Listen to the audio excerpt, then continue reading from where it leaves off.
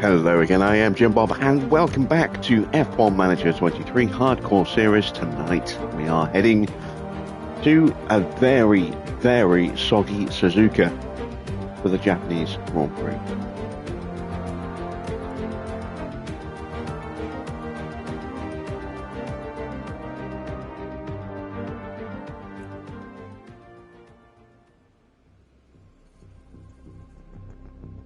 So yeah, it is round 17 of season 6, and as you can see, we have some pretty heavy rain rolling in through the track this weekend.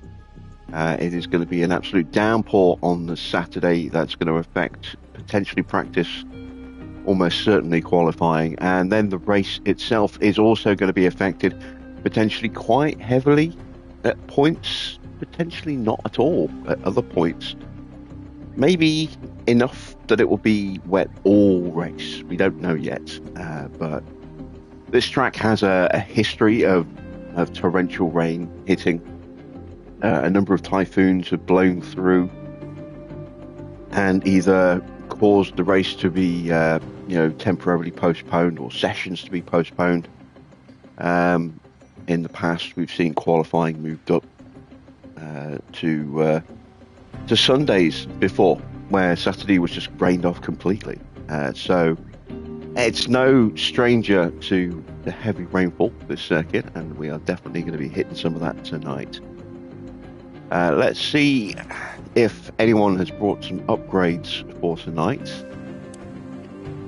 Actually, it looks as though we've actually improved our standing a little bit here, which confuses me a little bit. The only thing I can think of is that someone's had to roll back a part, or they've changed the downforce focus of their car a little bit, because we're now top in medium speed. Yeah, that's a little odd. In fact, our top speed's now third.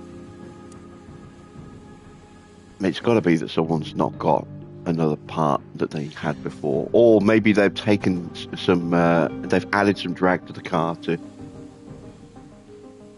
change characteristics elsewhere. But I'm not going to look a gift horse in the mouth. We are looking very quick on paper, so let's see if we can take advantage of that tonight. It's going to be a tricky race for Isaac. His adaptability rating is not great. It's still in the low 70s. Ollie, though, is turning into a bit of a wet weather god. He is in the low 90s for adaptability. I think it's like 20 points higher.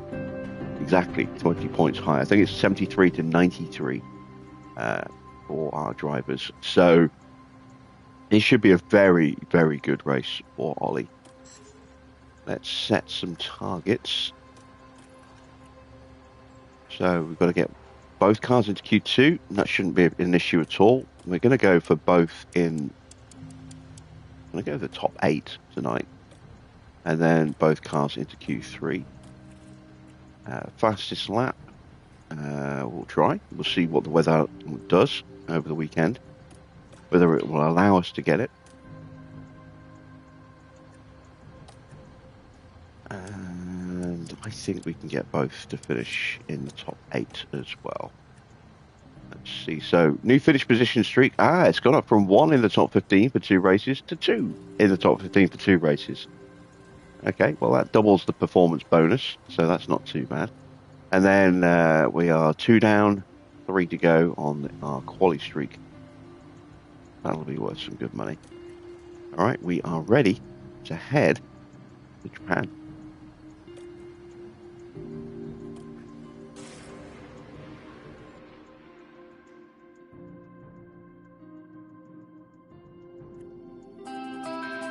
Konnichiwa from the Suzuka circuit in Japan. This unique track is a favourite home for motorsports, and it welcomes us back this weekend. Get ready for exhilaration and speed with the Japanese Grand Prix.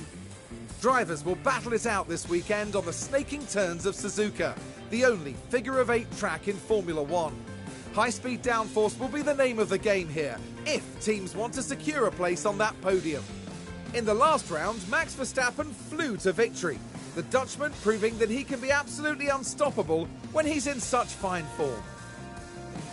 Now let's get the weekend underway.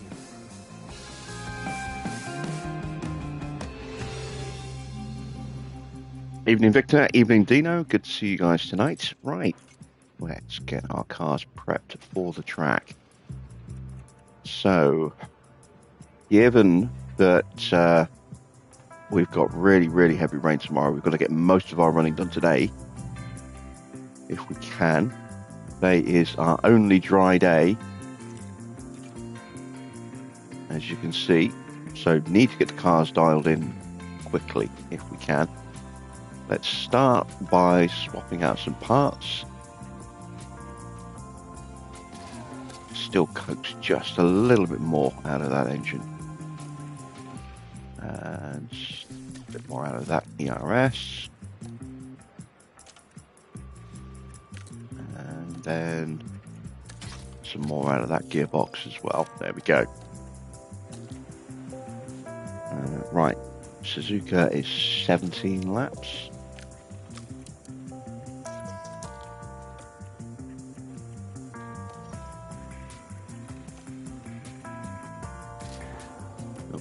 There we go.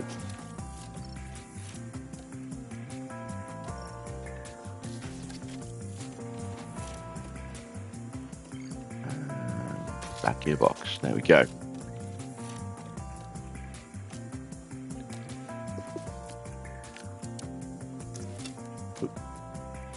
Right, setup time. So, what do I want to go with? I've got a mixture of setups ranging from 12.5 on the rear wing up to 13.5. Front wing tends to be relatively consistent. It's in a window between 7 and 9, but it's usually 7 to 7.5.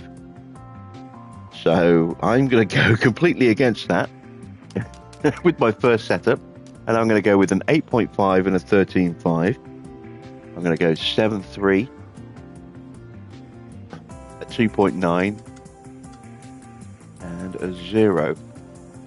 There we go. Got a high downforce setup variation there. And then we'll go a little bit different with Isaac. We'll go with a 7, a 13, a 6.4, a 3.25, and a 0. Yeah, let's give this a try. All right, our cars are set. We are ready to send them out. So let's go ahead and do that.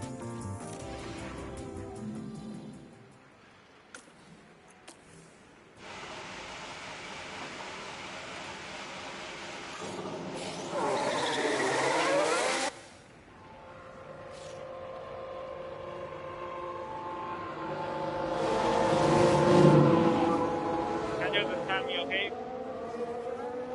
Yeah, ready, check again.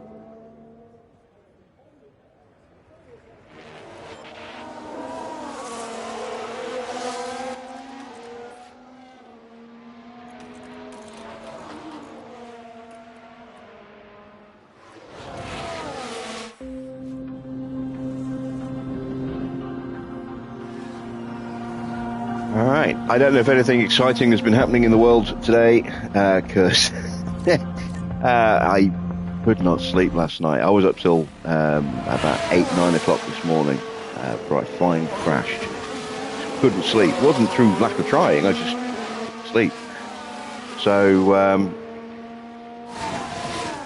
I was finally tired enough to just around about 8-9 this morning, and slept for a couple hours.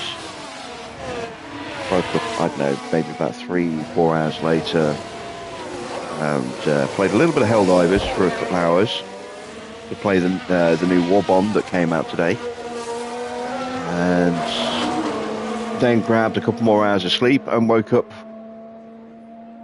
Let's see what time's it. Yeah, about 25 minutes ago. So yeah, I'm completely oblivious to what's happened in the world today. So if anything exciting has happened in the world of Formula One, you'll have to let me know, because I haven't got a clue. Hey there, Mr. Water.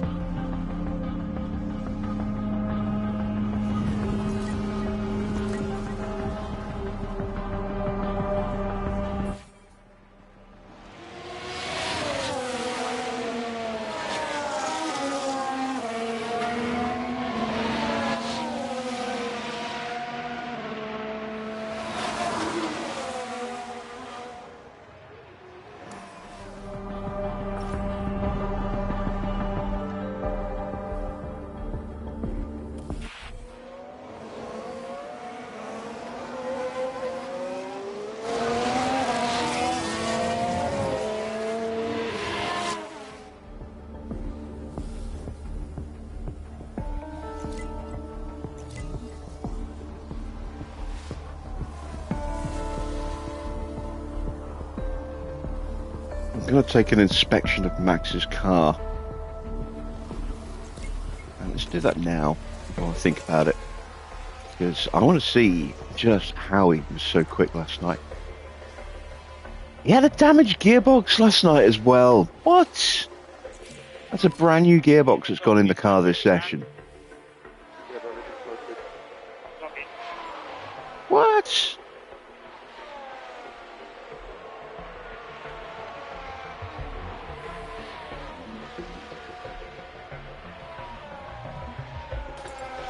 Xabi Alonso. I know who you mean. You mean Javi, yeah. But it ain't Alonso.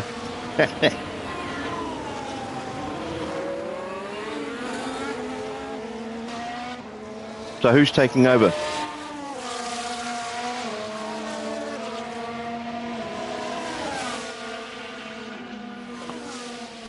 Oh, got some feedback. Let's have a look. 76 and 69. That is not nice. Bit of work to do. Fair bit of work to do. Or are you just yanking my chain on that one there? Do you know?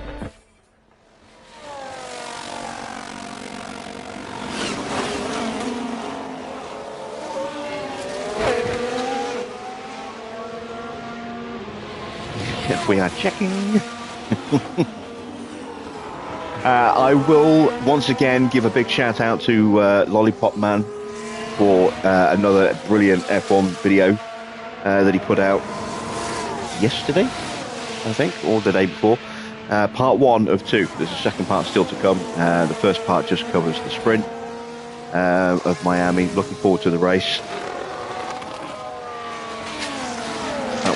Always be a fun watch. So if you haven't watched any of Lollipop Man's F1 videos, do go ahead and check those out, because they are brilliant.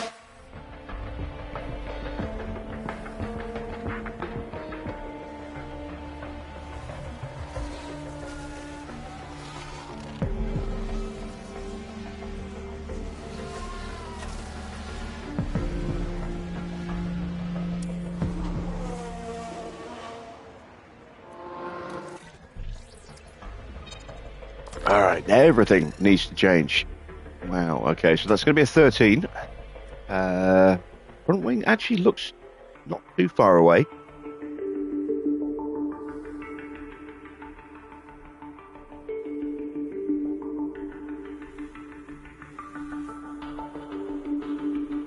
I'm going to go down to a 7.5. I'm going to go...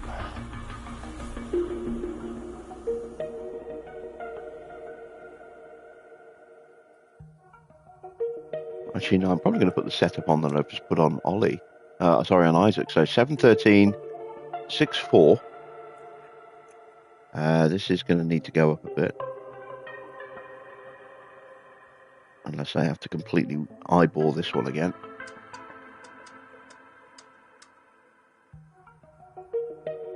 Might have to eyeball it.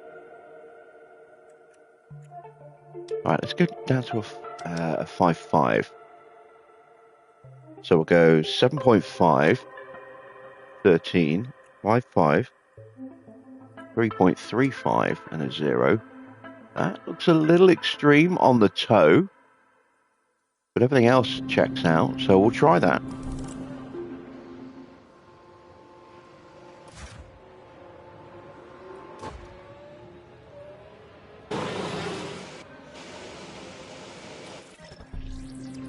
And it's not that much better on this car. This could go either way.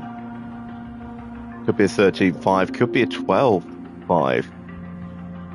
I don't know which way to go. I'll go 12.5.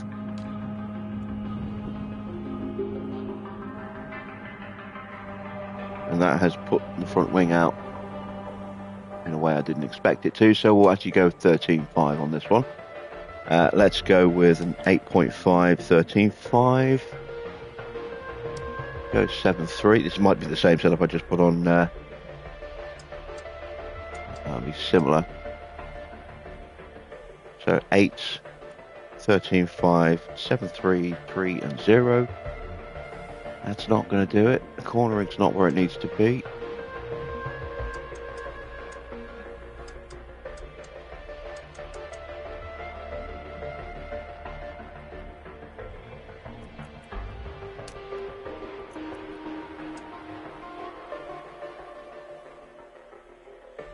I'm going to have to go off book on this one, by the look of it.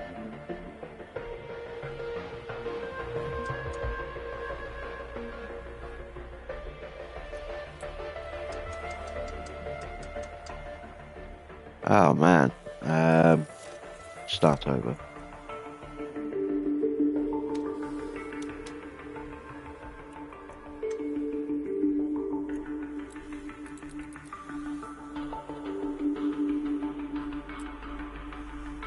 Yeah, let's try.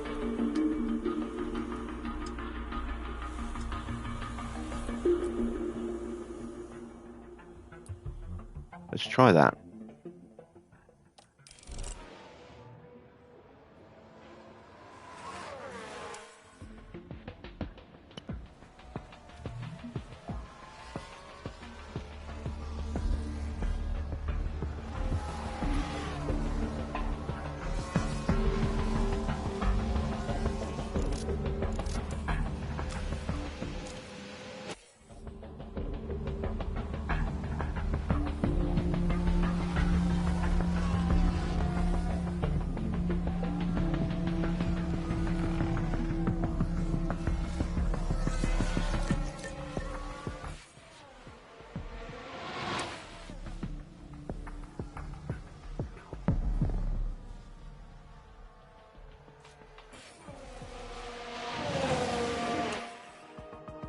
Have these changes worked? We'll find out in about 10-15 minutes of track running.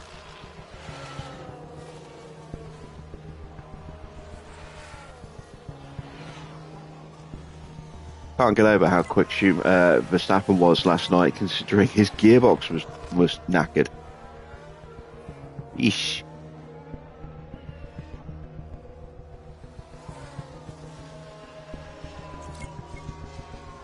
That's some scary pace. He will be immense in the changing conditions as well. Like I said at the start, this is going to be a difficult race for Isaac, I think, if the weather fluctuates a lot. If it's pretty stable, he'll be okay. But if it keeps, switching between compounds, he's going to struggle. How are you feeling? Well, that is excellent. Ollie is now at 100%. And Isaac, that we eyeballed, it's terrible. We went completely the wrong way. Oh boy. Ooh. There's a yellow flag now.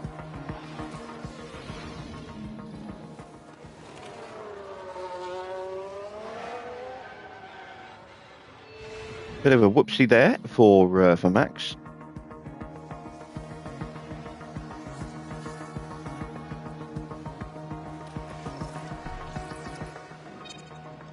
But now we've got very clear indications as to which way we do need to go. So that's something.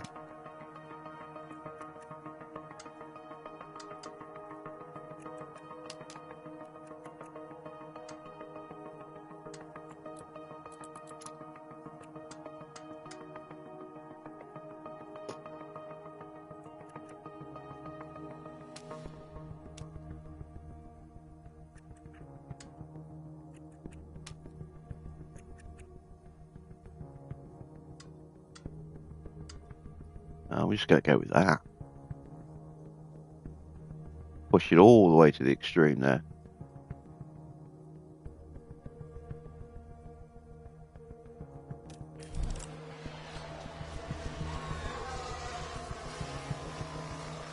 Brian Bozzi. I have no idea who that is.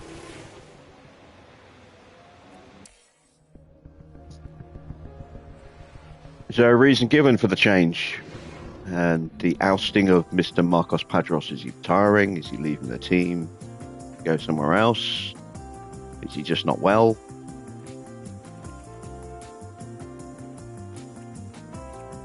Is he not getting on with Charles?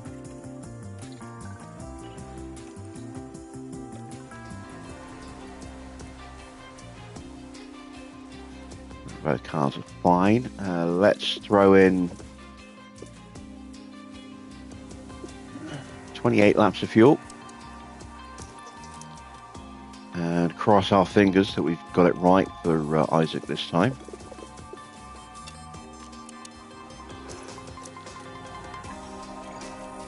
Last dry running before the rain hits. It would be nice to get it locked in this session.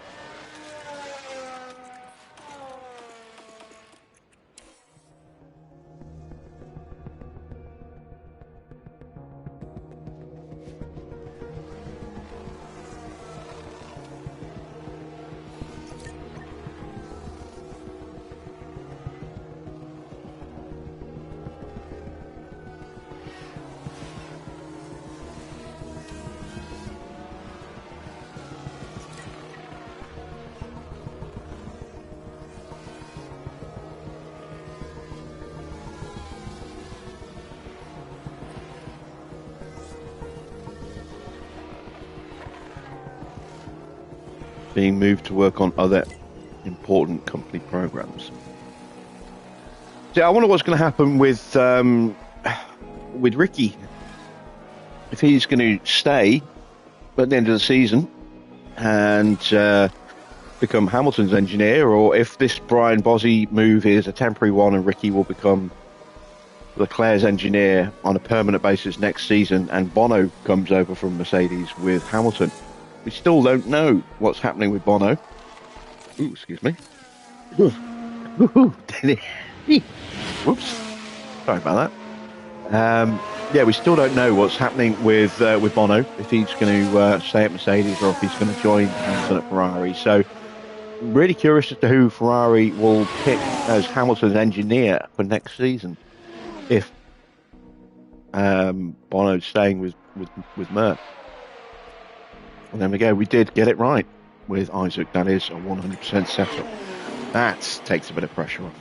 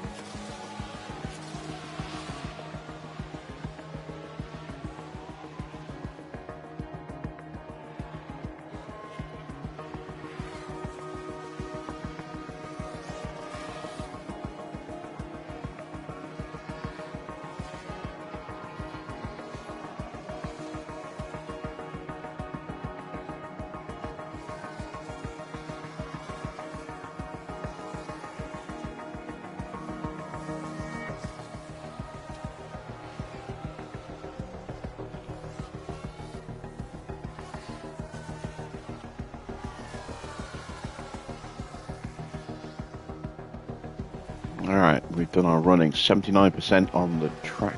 That's pretty good.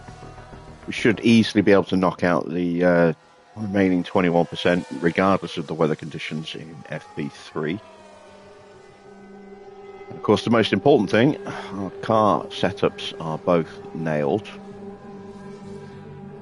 Leclerc and Porsche doing identical times there.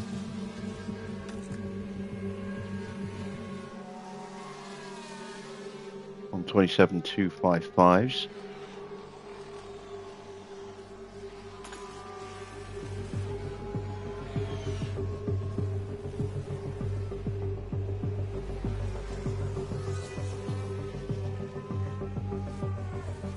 Sauber have reportedly announced that Sainz is their number one target for Audi.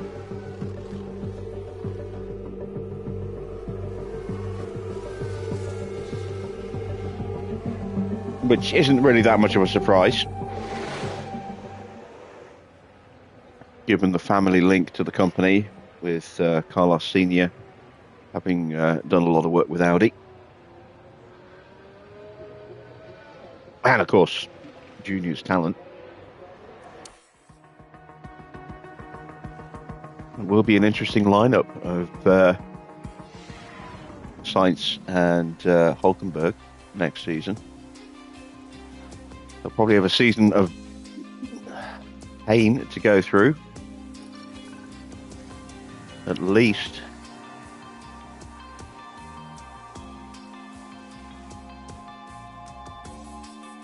You feel a bit bad for Bottas and show driving for a team that doesn't want them. Well,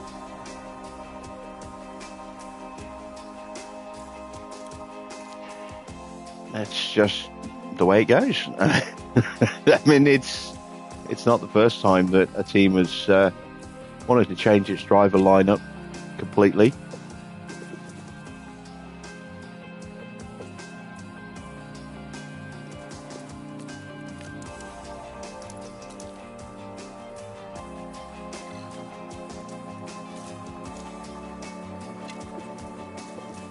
We've just been in this unusual period, and it is unusual, where the driver market has been relatively unchanged for a few years now.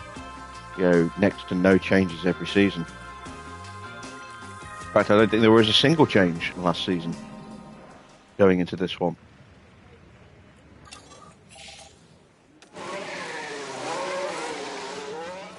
All right, look at that rain that's coming. We should hopefully be able to get this car dialed in just as that rain's starting to hit.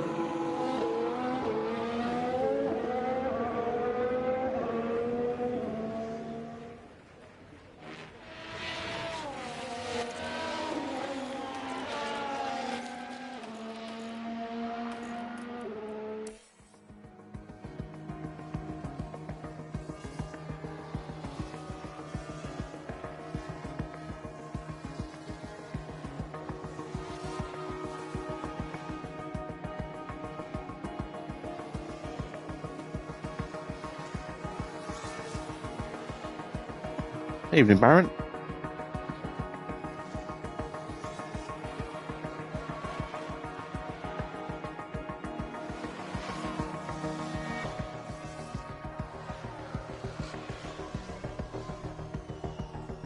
As far as where they're going to go, well, Bottas has a few more options as a few more potential options as a slightly more attractive, prospect for a team. Given he's still got decent pace, if not, amazing pace, and has a lot of experience. Zhou is a little inconsistent. Sometimes he's on it, sometimes he's just not. But he does help provide a little bit of access to that lucrative Chinese market. Is that enough to justify a seat? Well, who knows? Now, if his surname was Stroll, the answer to that would be absolutely yes. But it ain't. So I wouldn't be surprised if he's not on the grid next season. hasn't really done that much to create a lot of buzz around his ability. Conditions.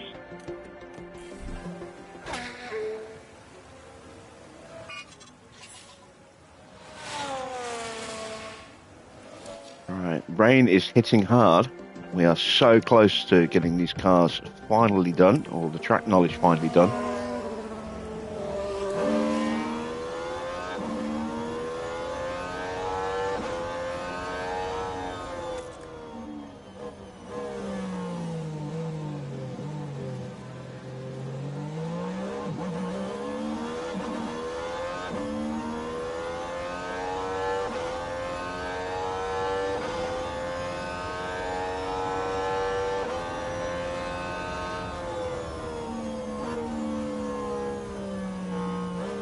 Oh, it's just tiptoeing through the corner.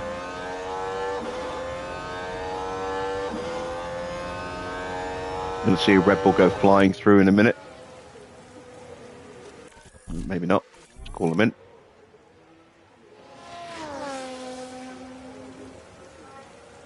Look how slow he is through 130R. I mean, well, completely the wrong tyres here. That's not at all surprising.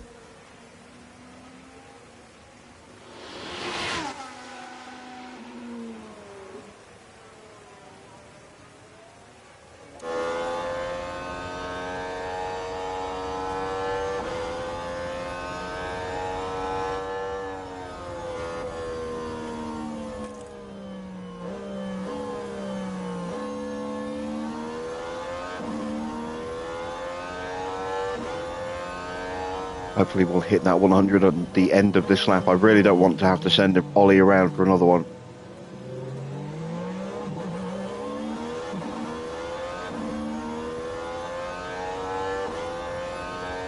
There's no traction in these conditions at all.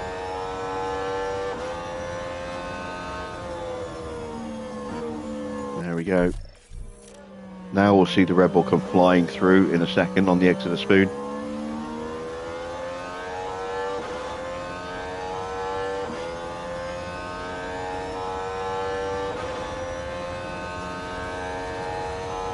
Probably dive bomb us into 130R here. Yeah, there he goes.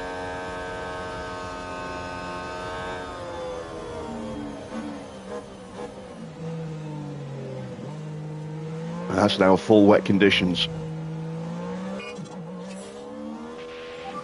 Someone has had a whoopsie. Just Albon running a little wide. Now, Alex Albon Now, he's on the bright tyres and he can't keep it on the track. Oh no, that's not quite what they would have wanted. And you really can't do that too often with these cars. All right. Practice is done. Both our cars and drivers are where we need them to be, which is tucked up inside a nice, dry, warm garage. And the car's, fully set up now. That's glorious stuff that we got that done just before the really bad weather hit. Now, we just have to see if we can survive qualifying and get Isaac through. I'm not worried about Ollie tonight. I am a little concerned about Isaac. A 73 adaptability rating. Very low compared to the rest of the grid. I think we might only be better than Belichak's, and even that's not a guarantee.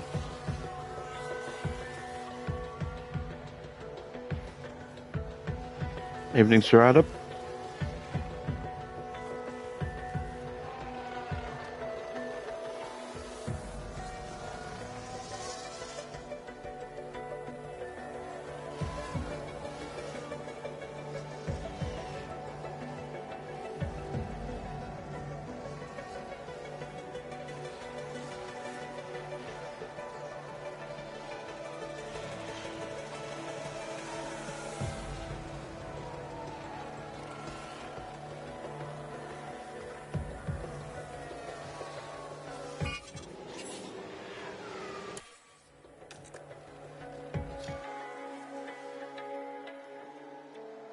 So the graph has given us a little bit of information as to what we can expect.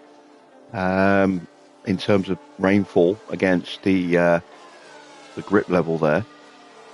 That'll help us kind of predict a little bit more as to when we're going to need to change tyres in the race, if it does fluctuate.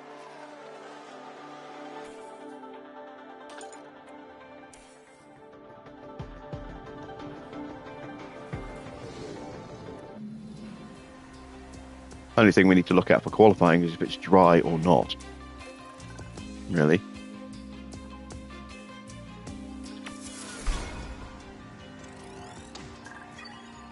There we go. Let's get ready for quali.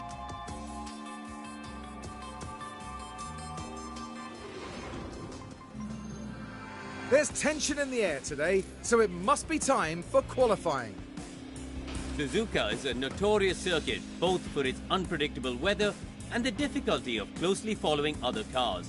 Making the right call on when to head out to avoid traffic and dirty air can make all the difference here. Well, Crofty, here is a driver who's just oozing confidence right now. We could see the impact it's having, and I'm sure that'll carry through to qualifying. Fortunately for us, it's nearly time for them to hit the track.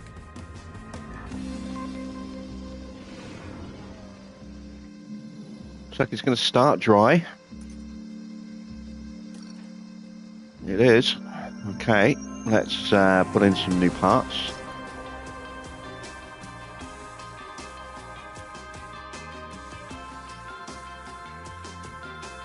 I'm going to go with this engine. I'm going to try and get through without buying a new engine for Isaac if I can this season, but we might have to. This is probably the last race I can get away with this one.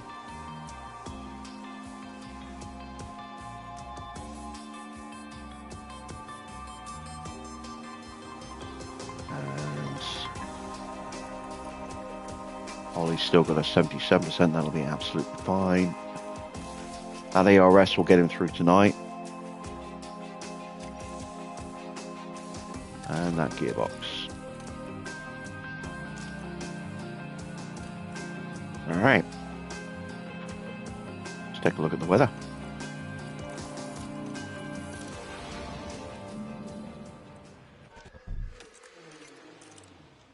Got time for one lap, and then there'll be time to go again at the end of the session.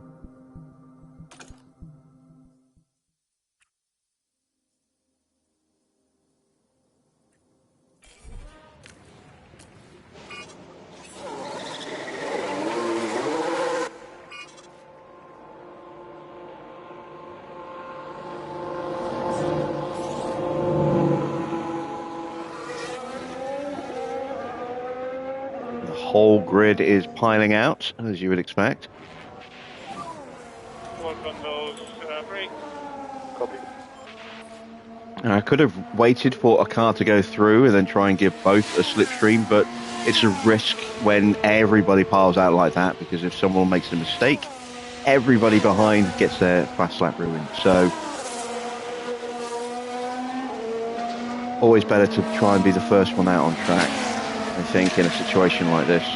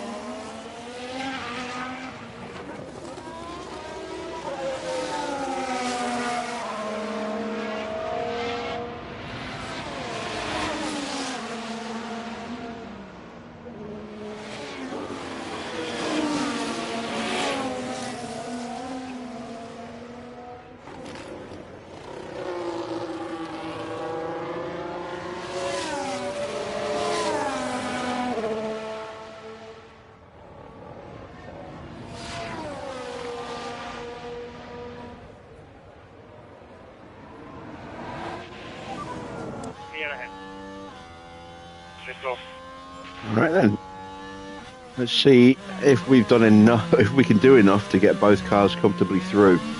We will have a slight opportunity at the end of the qualifying session to go again. I think most of the grid will probably be piling out at the same time, so it'll be tricky trying to squeeze out an improvement at the end if we need to, but an option will potentially be available to us.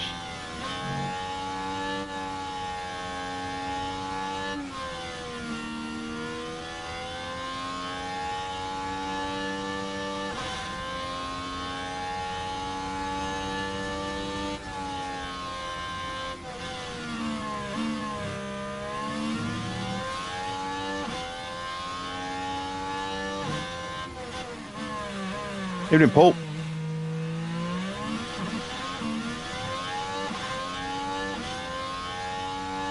Right, someone has just gone quicker than us in Q1. Might be the McLaren tucked up behind the Ferrari.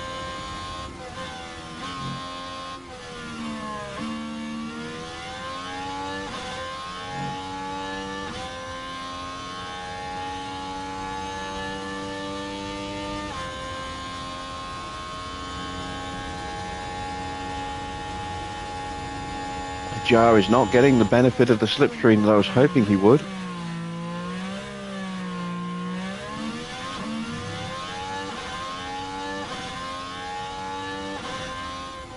Although he does get in that final sector there. So there we go. That's not too bad. 125.8 and just half a tenth between the two. 0.3 quicker than Schumacher. And this is where it's going to start getting very interesting as everyone else starts to cross the line. Ocon has gone very quick. Quicker than Russell. Leclerc goes second. Max only good enough for sixth, but he splits between our two cars. There's a fair few going quicker than us here. We've done enough for now. Giovinazzi will be the last to set his time, and the rain is falling. So Giovinazzi is going to stay last. Potentially. Oh no, he is out though. That rain definitely affected his final sector there. Could probably have got through had it stayed dry.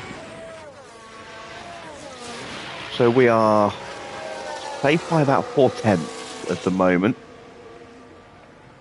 I'm not convinced that's going to be enough.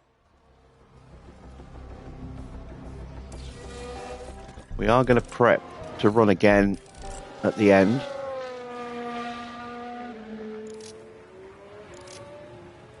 Oscar has gone quickest.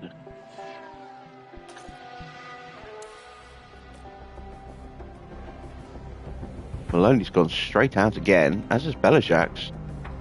Few cars going out again, and that is just a stupid decision, in my opinion.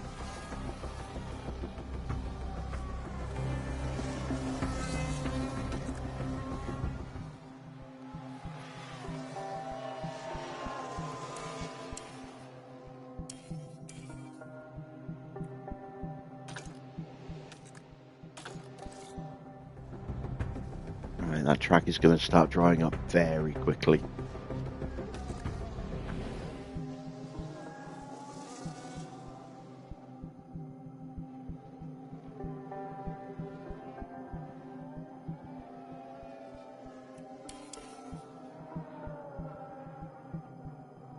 Or is it?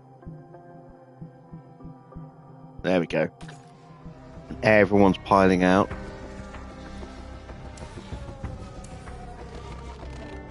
So, we need to be careful with our timing here. If we go too early, we're going to get hit with a load of disrupting traffic on our outlap.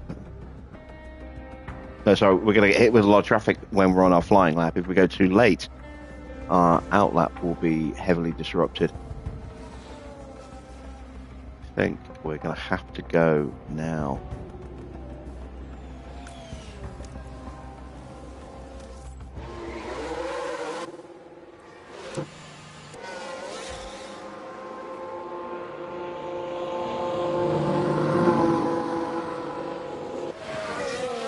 Oh, look at this train that's coming out behind us.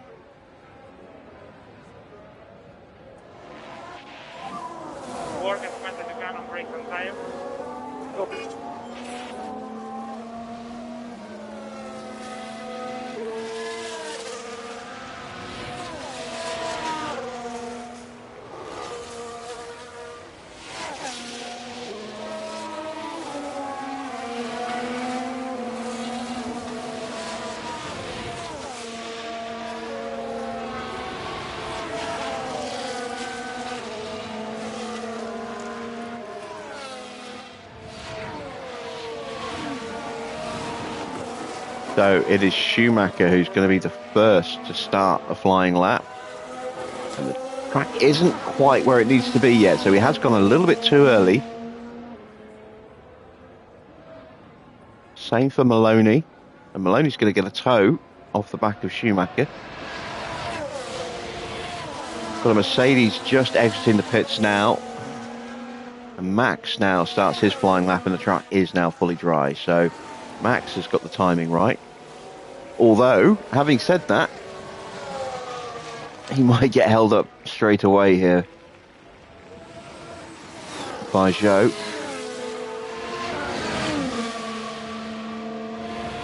He is getting compromised.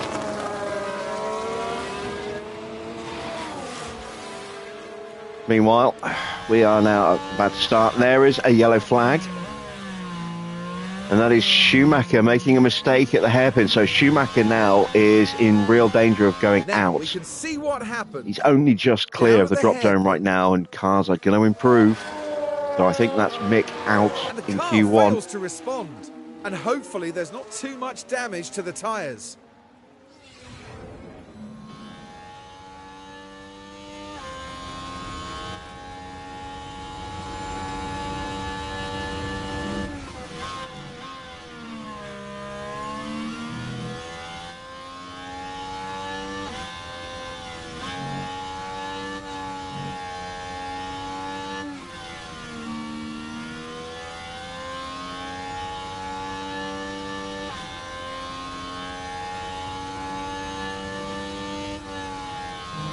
There we go.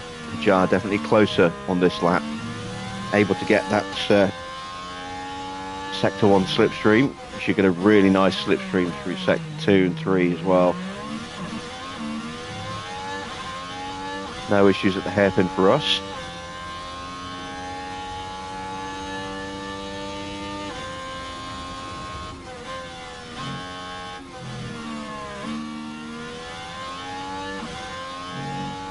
So Max has improved up to 5th place.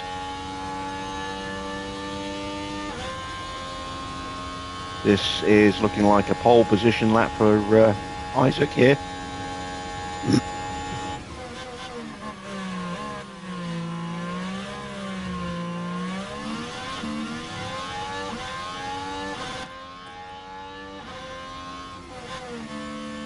Oh, very close.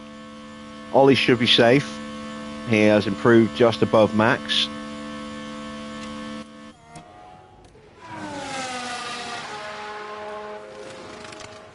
And Norris get out of the drop zone. Tsunoda is out. Norris is through, so that's Schumacher out now.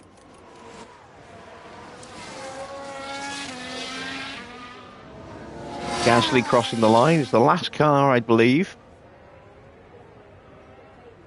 And he's out as well. Oh no, Zhou is still out there, isn't he? Zhou might have had a little bit of traffic to deal with. No guarantee he's going to get through. Belishax has made it through. Russell just hanging on at the moment. If Zhou can somehow find enough, he will knock out George Russell here. Oh, that's a hold up through 130R. And into the triangle, so I think that's Zhou out now. Russell just is going to survive.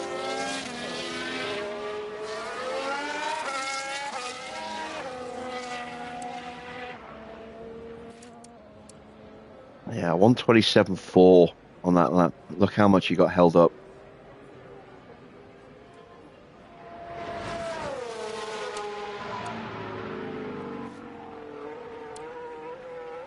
So there we go. We've got both cars through. We're going to say goodbye to Mick Schumacher, Yuki Tsunoda at his home Grand Prix, Giovinazzi, Zhou, and Gasly. On to Q2. It's going to start dry again.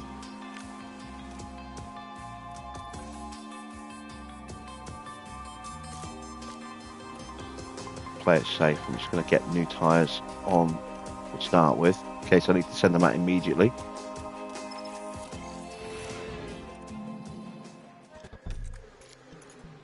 which I'm going to need to. We've got time for one run, and that's it.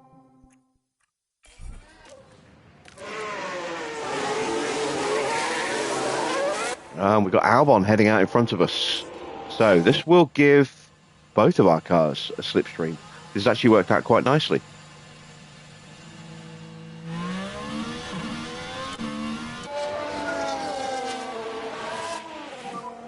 Okay, mate, just try to work as much as you can on tires. As much as you can on tires. Yeah, copy.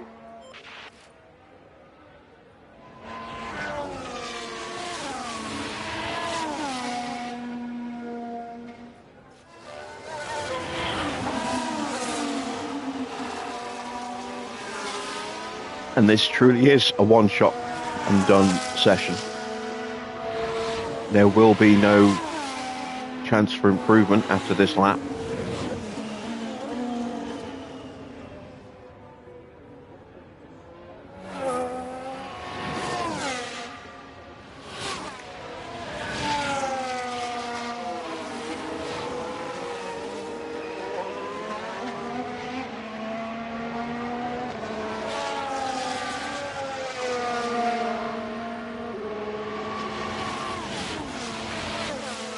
We did promise the sponsors both in the top 8 in qualifying tonight. Have I been a touch optimistic?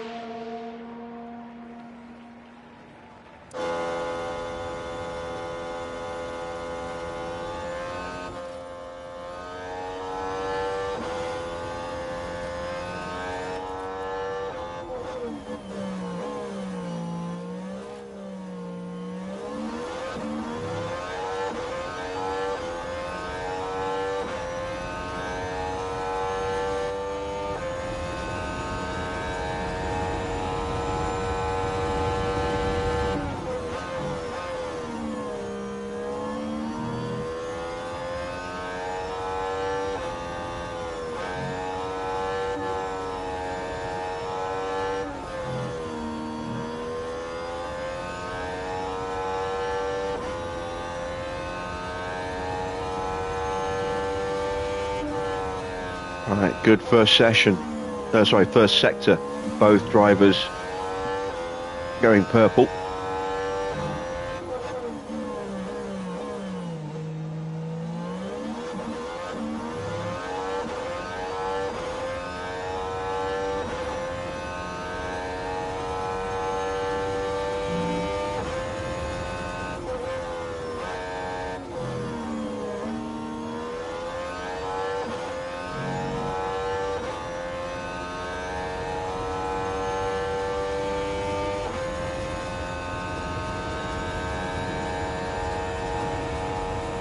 This should be enough for us to go through right at the top end of the table here.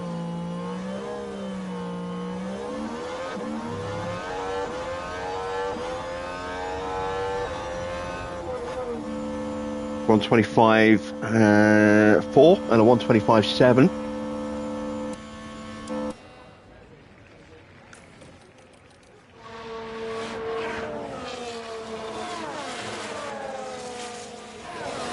We are definitely going to go through. No one coming close at the moment. Max might go top here. Leclerc is 7th. Piastri and Porsche are both popped up between our two drivers. Max goes quickest by 0.2. Just George Russell's crossed the line, and that is it. That is your running order for 11th to 15th. Sainz, Belajax, Russell, Albon and Magnussen are all out. There is no time for another lap. It's now going to get very wet.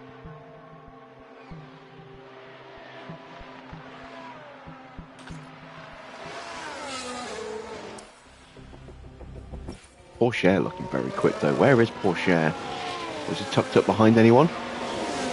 Yeah, he was. He was tucked up behind Leclerc. Got a nice little slipstream there. Evening, Golden. coming now to the pit. You see how dark it's got suddenly with that rainfall.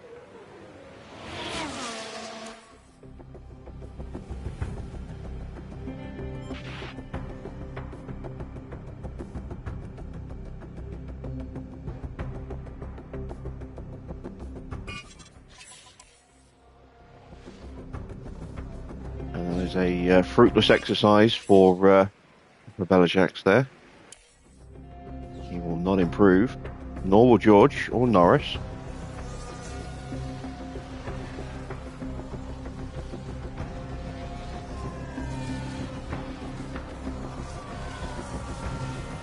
Nobody else bothers going out.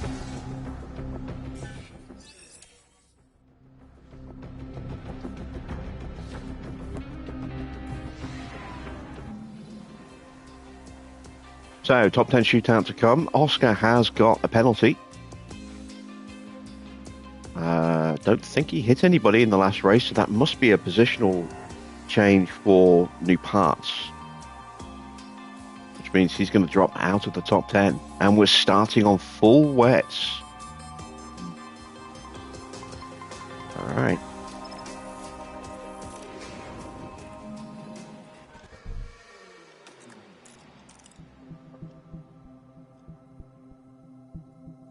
Right, we're going to go out and do one lap just to get a baseline of confidence built up before it gets a little bit drier.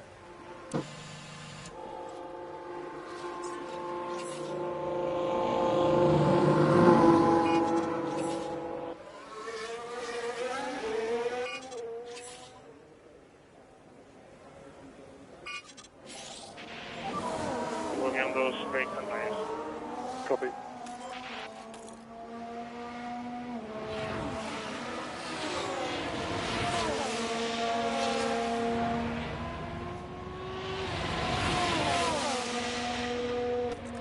More cars are following us out than I was expecting.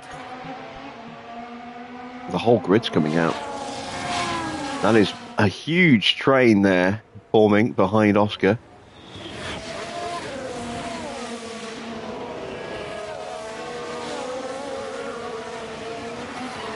Maybe not. There's a small gap between the two fast cars, and must be Ocon. Yeah.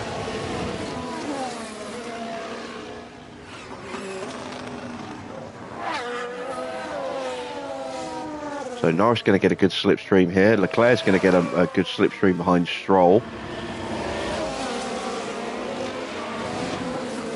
But in these conditions, it's kind of irrelevant.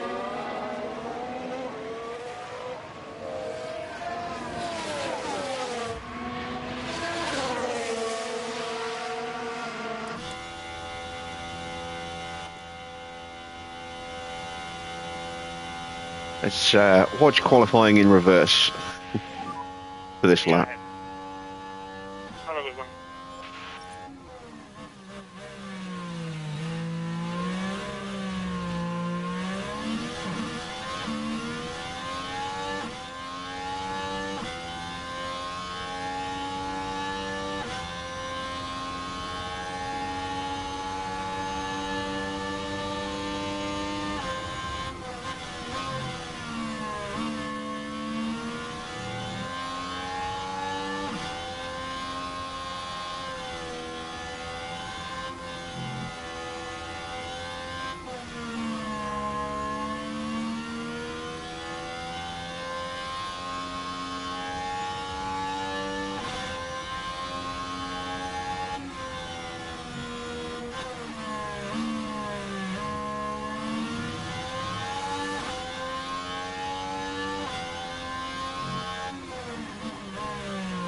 Isaac was any closer, he'd be checking on his prostate.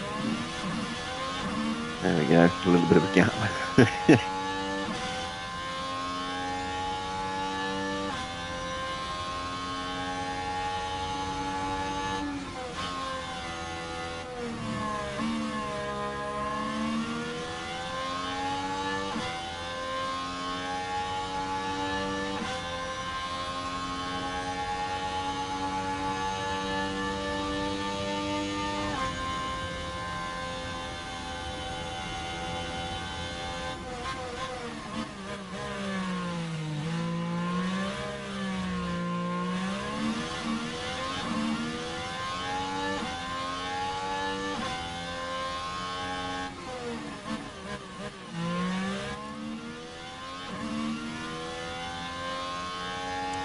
Okay.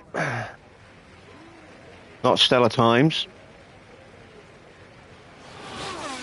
but they didn't need to be. Just wanted to get that confidence into peak, ready for this as the weather changes dramatically. It says dry tyres, but that just means the rainfall is going to be below 1 mil. If it's 0.9, Inter's probably be a bit better than Flicks.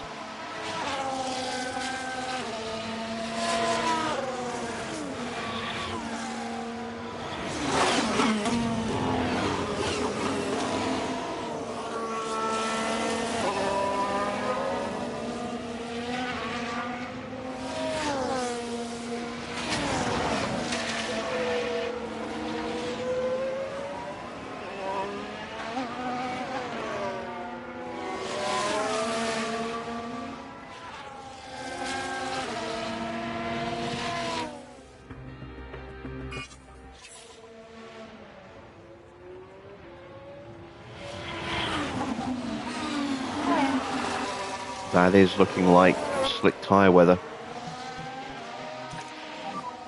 We're right into the box.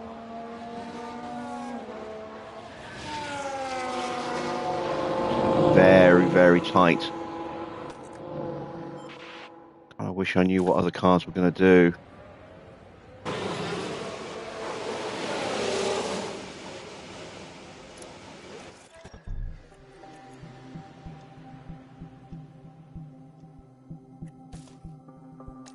I'm going to take a gamble.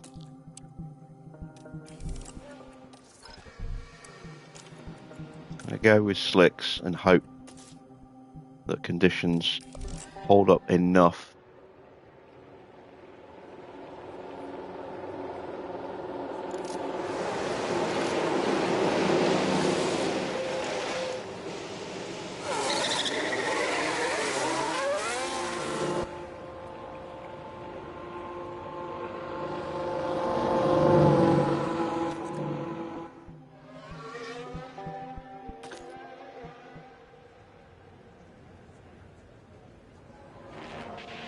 Guaranteed to get 2 in the top 9.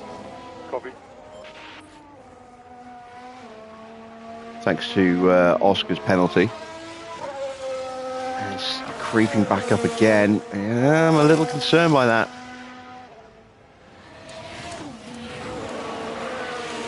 Max is coming out on Inters.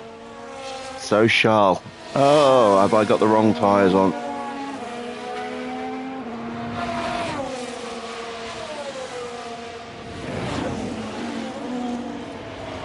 I might have the wrong tyres on. Oh boy.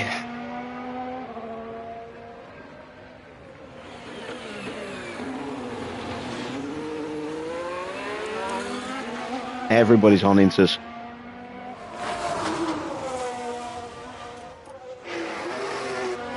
Yeah, everybody. We're the only ones on slicks. So I've got a choice to make. Do I tough it out? Or do I dive into the pits and put some Inters on? I'm going to tough it out on these slicks.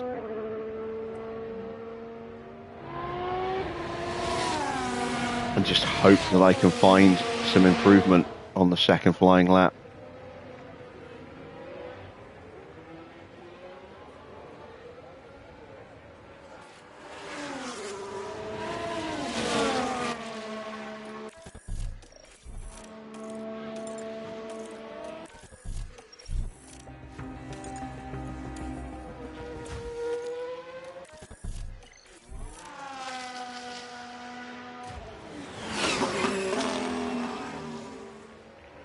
These kind of conditions where we're going to really see Hajar struggle.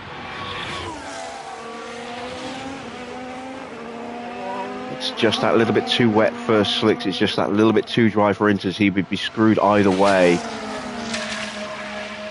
Which is why I'm desperately hoping he will do enough.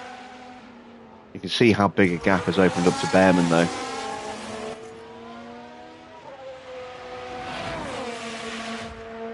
Huge gap.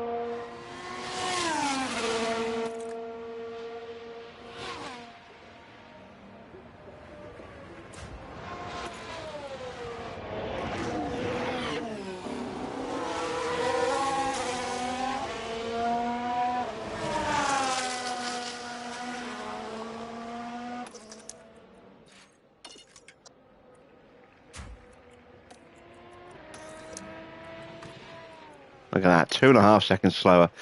I think Hajar is going to finish bottom of the standings here. It's not going to be enough. I need him to finish 9th.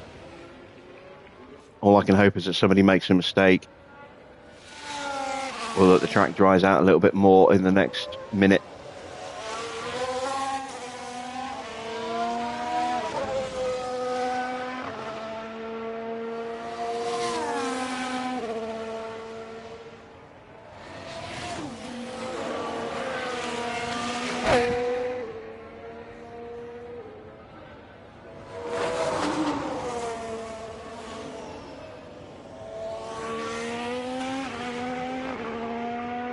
Which it isn't doing.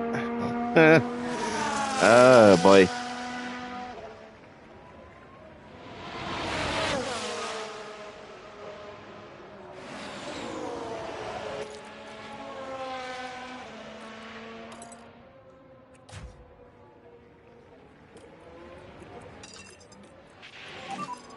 Okay, we need to push a bit more.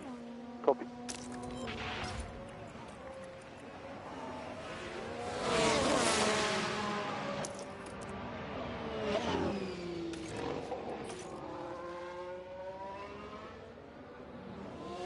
We are so far off the pace here with Isaac. Looks like I was overly optimistic about getting 2 in the top 8. Should have played it safer, said 2 in the top 10.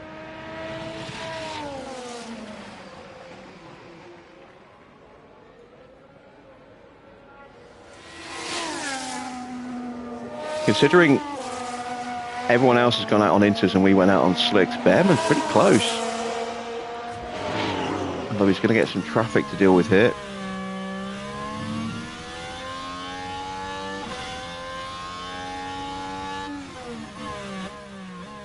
Isaac is improving. He needs to. He's 3 seconds off the pace here. Got a small window of opportunity. Maloney isn't looking amazingly quick here. When is F1 Manager 24 coming out? Don't know yet. We haven't been given a release date. I'm hoping we'll get that information at the end of April on the next Frontier Unlocked live stream.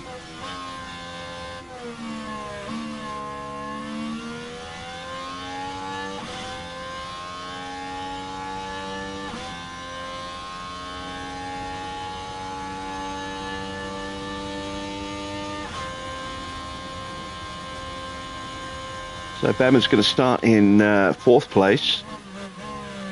Can I get Hajar up past Maloney?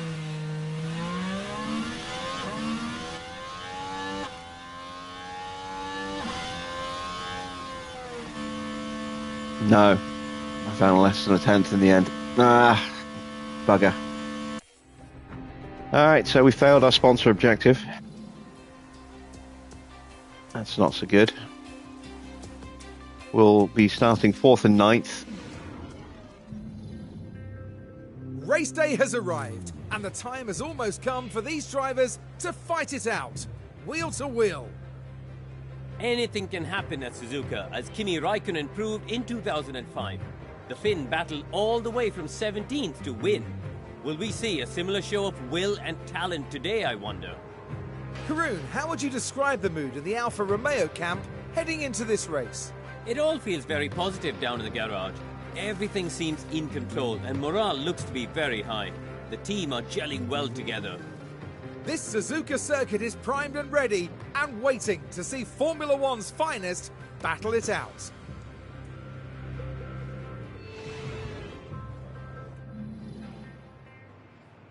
Okay, let's take a look at that weather forecast. Actually going to be dry for a good chunk of the Grand Prix here by the look of it.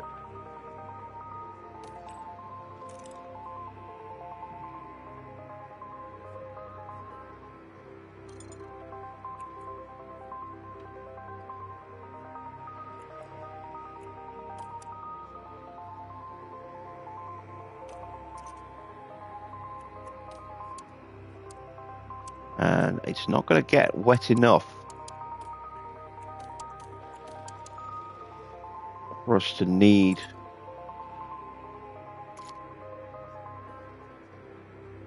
full wet tyres.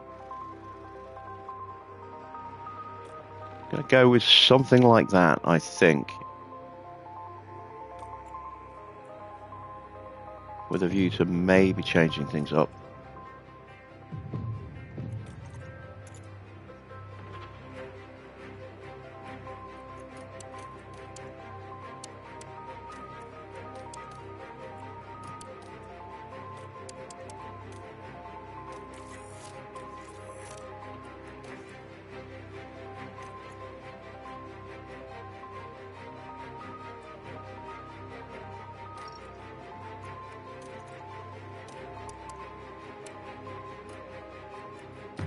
There we go. Let's throw in one extra lap of fuel for the first set of tyres.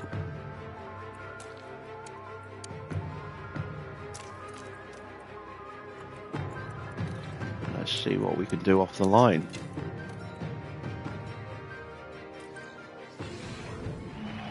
We're all good to go here in Japan with 53 laps around the Suzuka circuit. Alfa Romeo's driver focused on the race ahead. What a day for them, starting on the second row.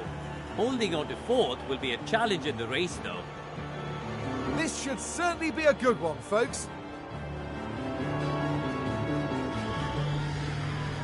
Get ready. It's the Japanese Grand Prix. And it's lights out, and away we go.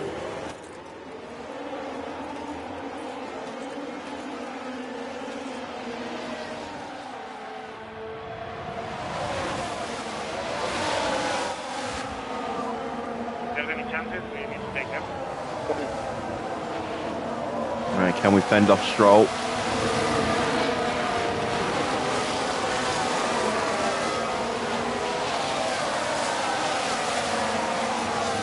No, is the answer. Not yet, anyway.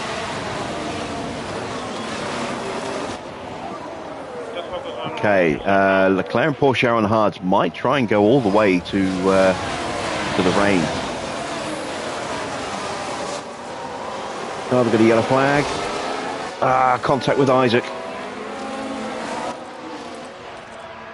It's not damaged the car. That's something. And we've had Has a crash taken on a track. bit out of his tyres, though. Now there's the car of Piastri. Cutting it so close. And the impact on the car, it's quite clear. I imagine their confidence will have taken a knock. I'm not quite sure what happened there. Took a very odd line into the hairpin and then just had that little coming together with Oscar.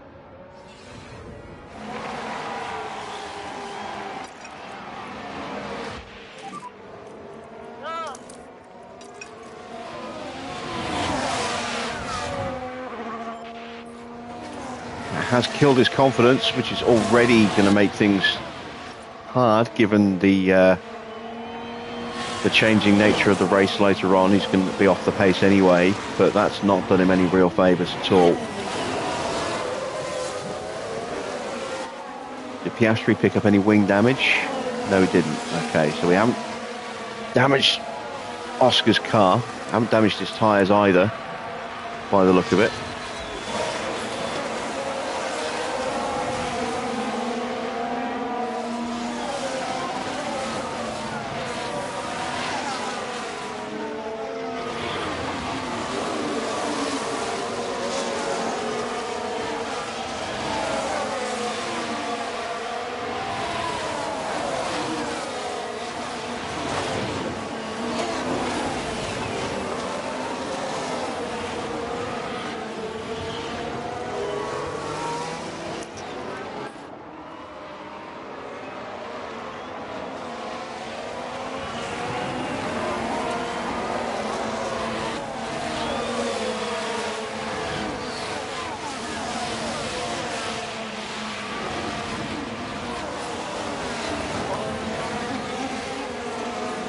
You can already see the Red Bulls scampering away into the distance as this race progresses.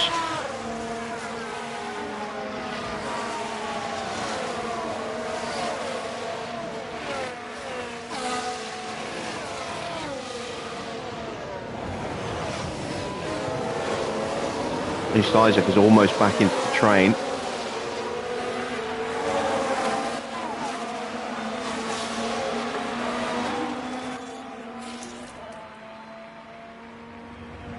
he sets the fastest lap.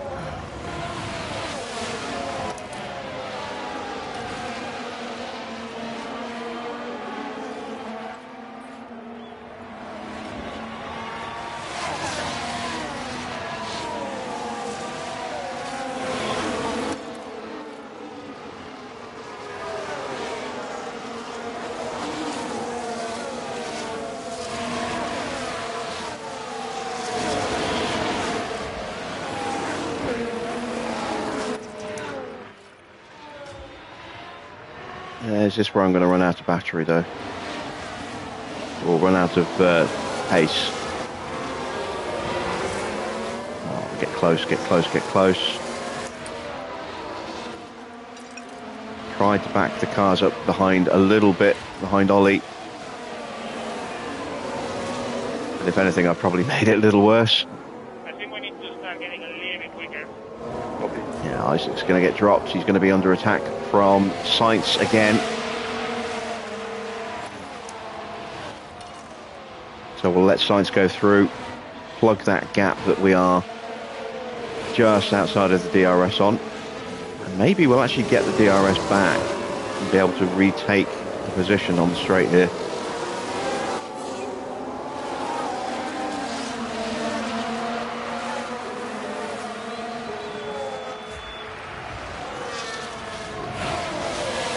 Stroll is flying tonight.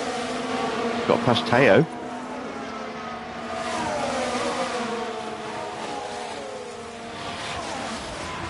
Sajjar does get that move done.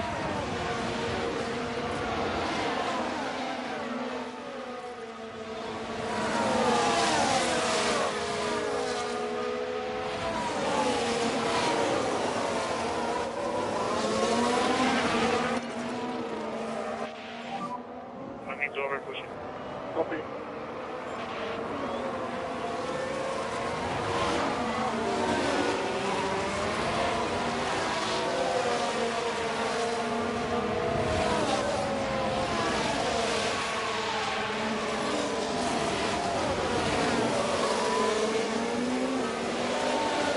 Behrman down behind Norris.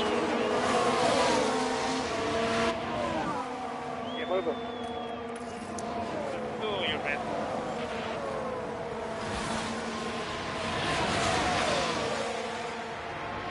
And Piastri is steaming his way through. He got past Sainz and is now past us.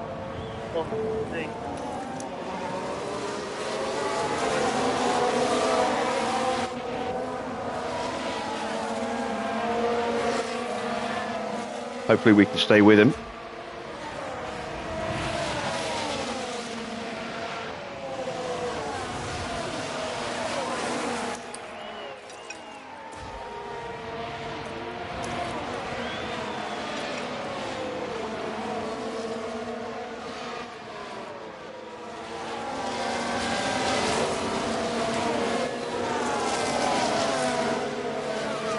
That might be a little tricky.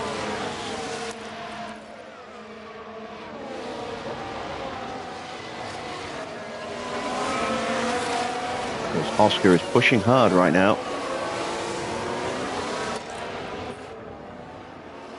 Just going to have to go with an undercut strategy, I think, for Isaac here. Get him onto those mediums earlier. And then just be careful with them.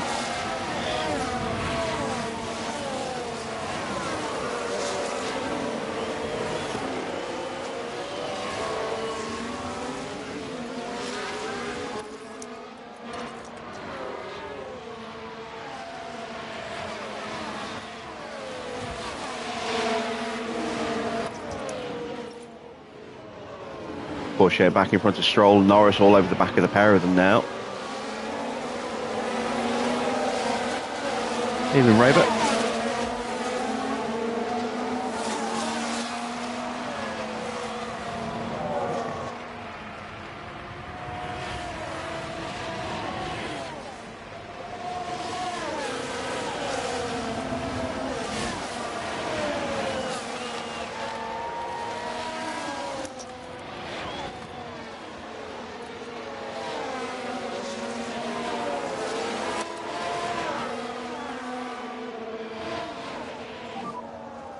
pick up the pace. Copy.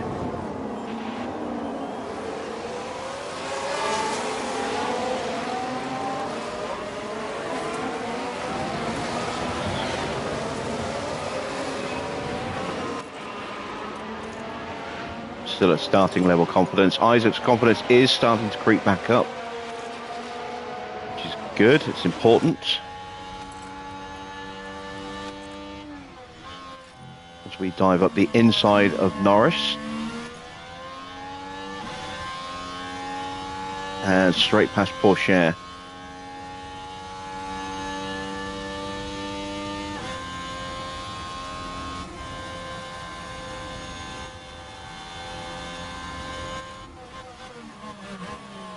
Alright, can we get past Stroll nice and comfortably here as well? Yes, we can. Fastest lap of the race.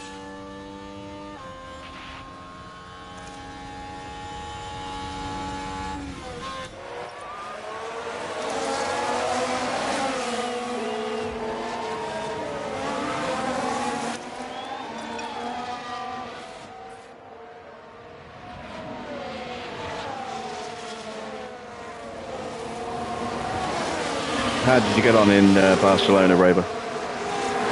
Good, bad, indifferent?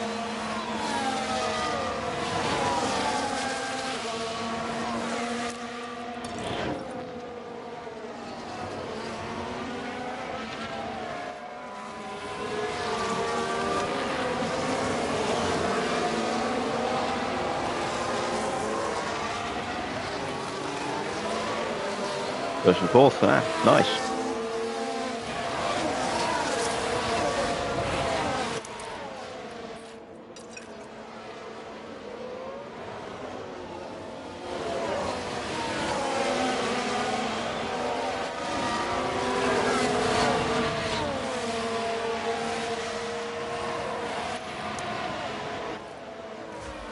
Right, we've broken away from Stroll.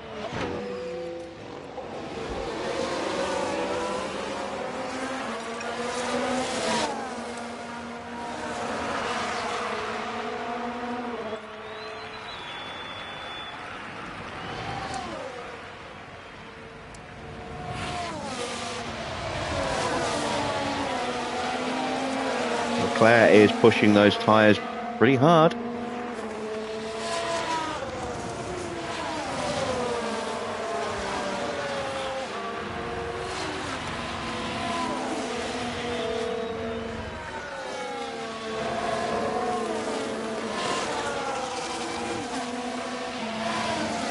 I just don't quite have the pace to hang with Oscar at the moment, unfortunately.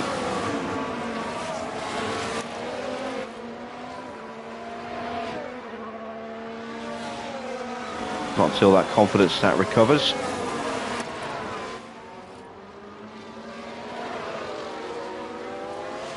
We will fight off George Russell here, though.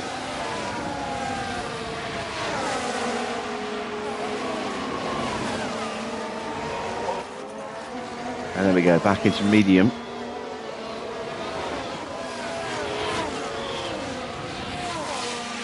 Hopefully this will be enough now that Oscar has nowhere further to go.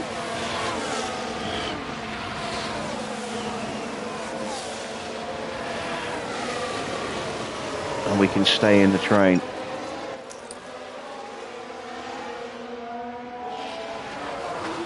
So we'll just have to leave Isaac like this for now, I think. Stroll is definitely holding everyone else up a little bit. Those Red Bulls, again, looking imperious despite the tyres that they're on.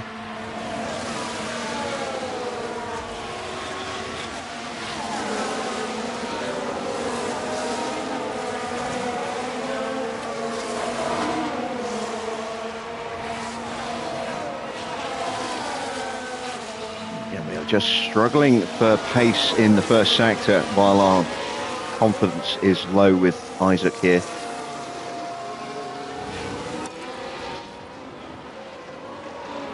Every time you'll get a successful defence like that, though, it will give him a little boost.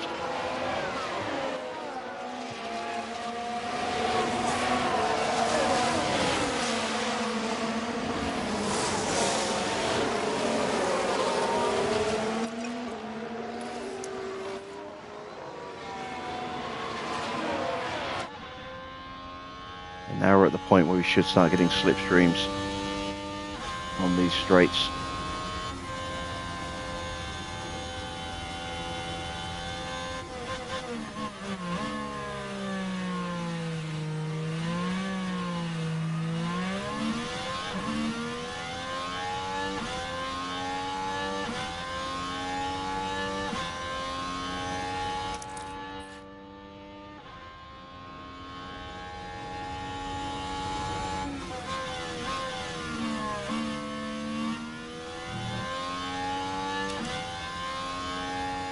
Still lapping, almost a second slower than the Red Bulls. Crazy.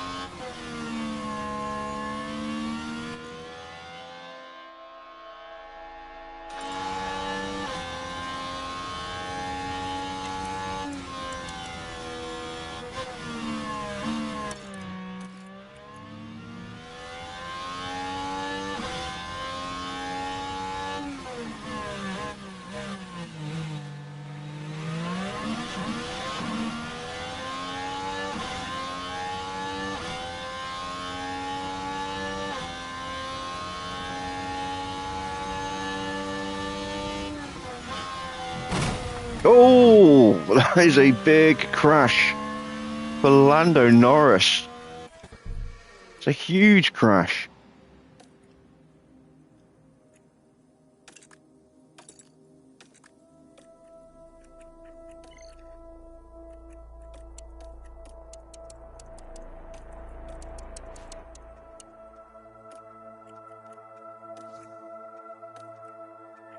And that opens up an interesting window for strategy.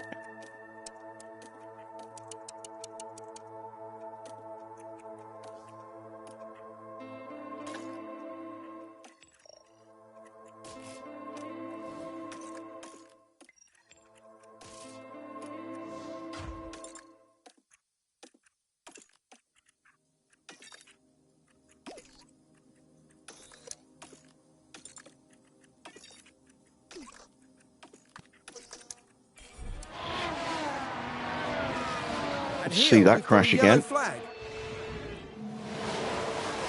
Round the spoon curve. Oh yeah, that's a where they hit the massive wall. hit. That's some That will have knocked serious their damage to that car. confidence, I'm sure. Front wing, rear wing, engine, suspension, chassis. And for the crew watching on in the garage, that really must have been a hard one to take. Gearbox could have been killed with that.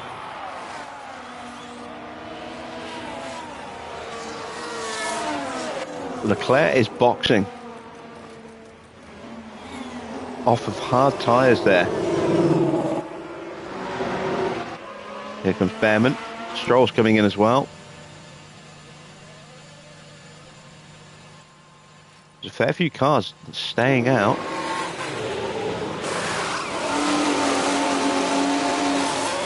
.819. That's a new personal best, fastest pit stop for us. 2.996. We've got both cars under 3 seconds on the first stop. That's glorious.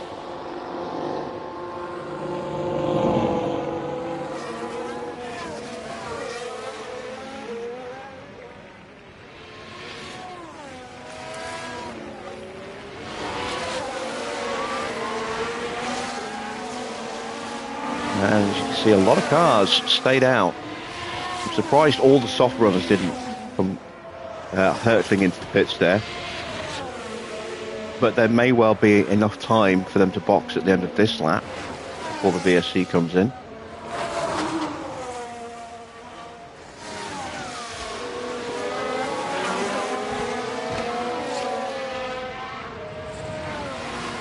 And this presents a really good opportunity for Ollie to get some very quick overtakes in.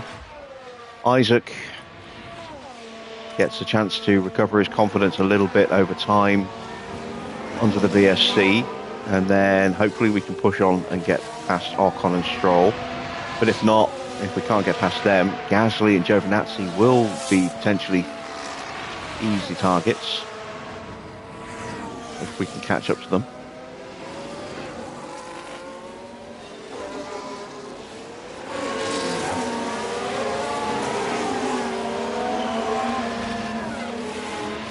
Is anyone else going to come in?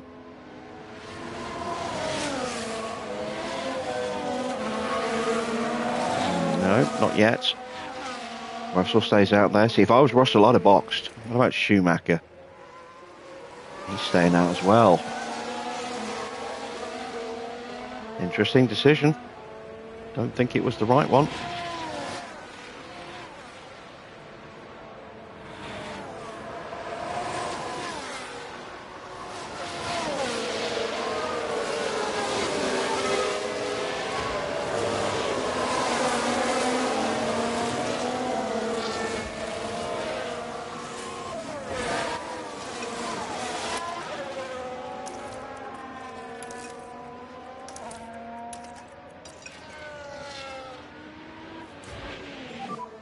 DRS enabled, DRS enabled.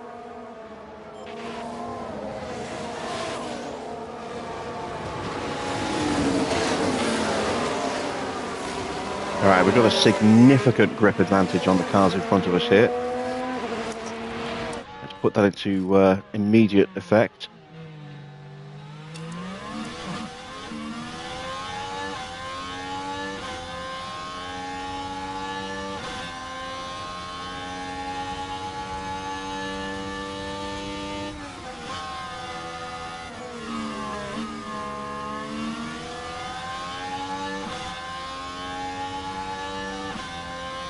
Tsunoda's using his battery as well. Our tyre's not quite up to temperature yet,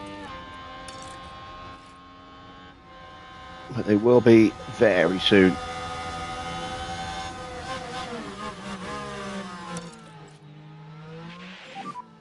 I'm trying to go faster.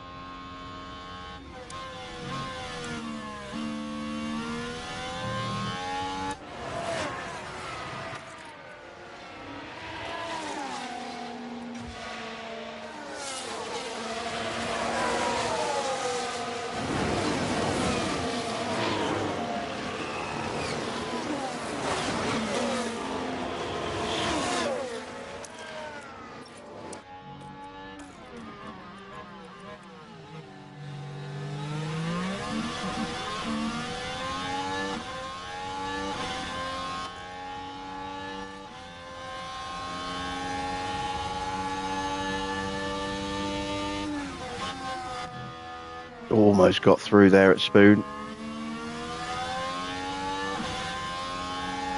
And he's got a slipstream and just a better launch. So we're going to have to rebuild the battery. We'll protect the tyres while we're doing so.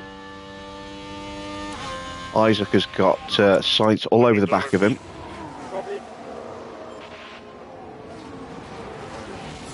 And he is starting to close in Ocon.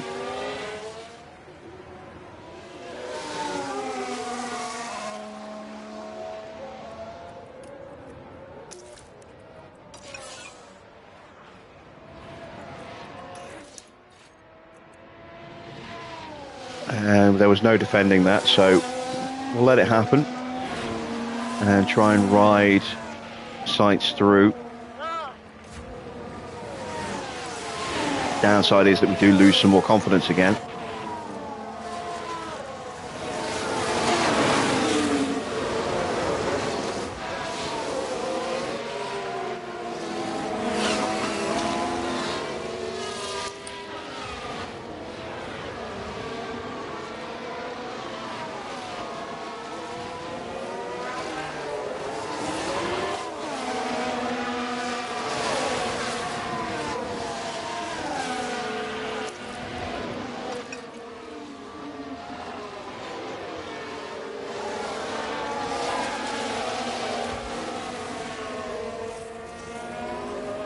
Stay with him.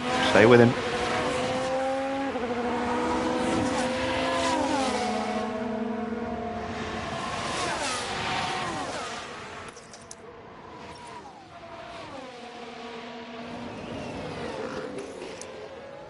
And Belijax is in.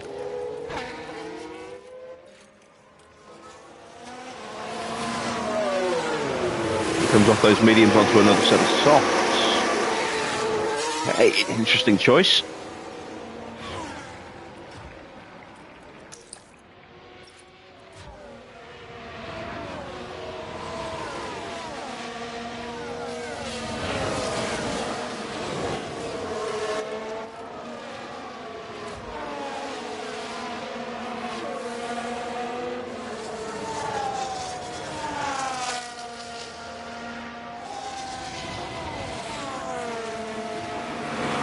Yeah, that little bit of contact we had with Oscar at the hairpin has certainly kind of done it for Isaac. He was always going to struggle when the rain hit, but I mean, he's just struggling for pace generally at the moment thanks to that lower confidence now. Sainz is closing the gap though, and we are kind of hanging with him.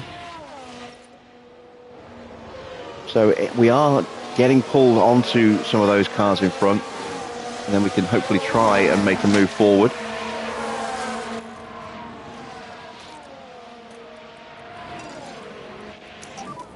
Try to get him. Get him.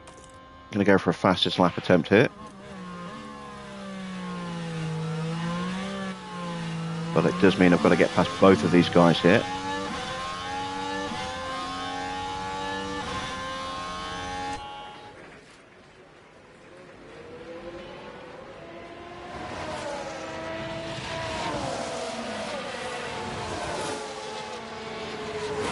And we just about manage it. There we go.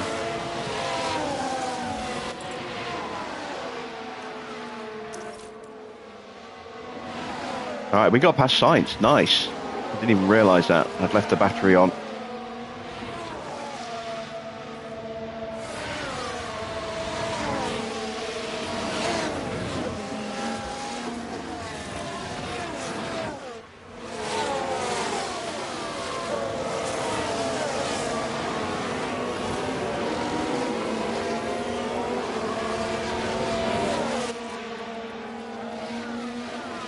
We're going to swoop past, hopefully, Schumacher here.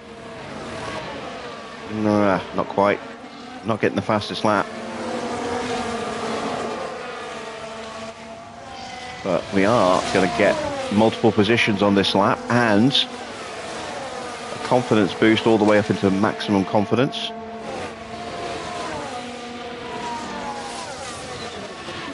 Go, and that sets us up now for a move on Magnussen with Albon and Piastri boxing.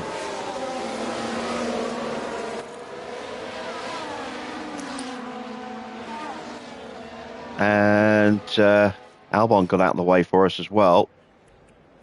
That was good of him. So we're up to 6th place, 18 seconds off the back of Max. Hajar is getting overtaken again. But we have now pretty much caught the back of the cars in front, as you can see. Give up the place. Let him have it. Oh, or not.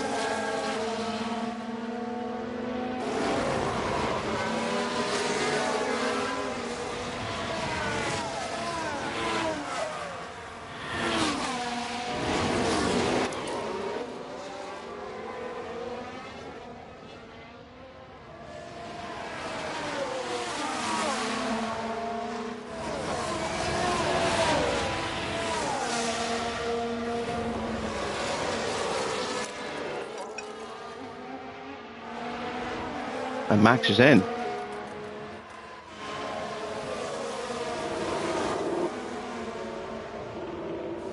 He's going on to softs. He will come out behind Ollie. I think, maybe. Actually, he might not.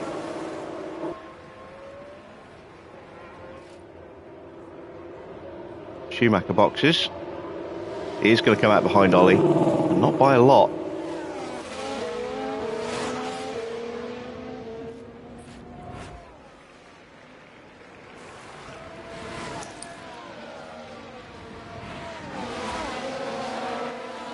There he is at the head of that little train that includes Hajar just clinging on at the back there. So this is going to push the pace of the cars in front of us. Once Max gets those tyres up to temps, we are closing in on Russell pretty quickly at the moment. 2.3 seconds on that last lap. You can see the difference in pace between our two drivers here.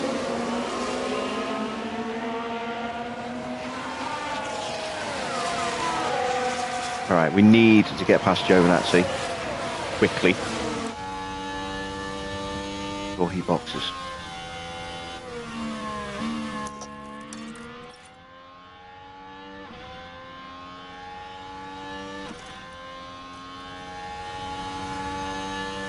There goes Porsche.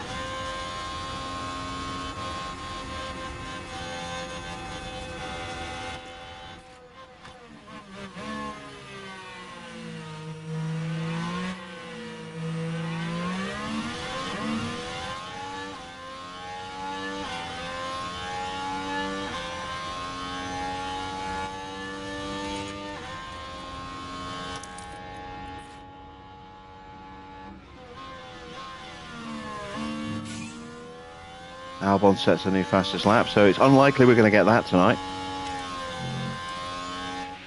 But that will do Isaac's confidence a power of good.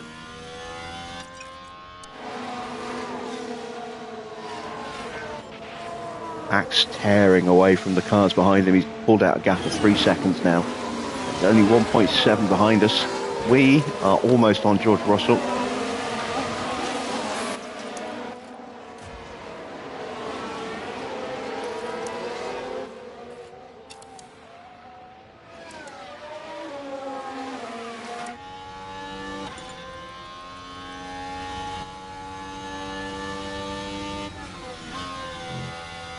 Hopefully Gazza goes one more lap and we can pick him off.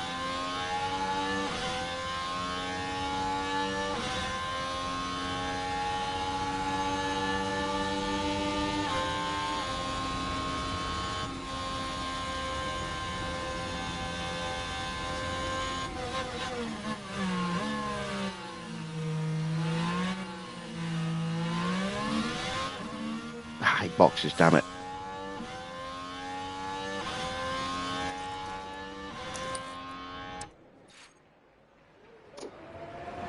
Alright.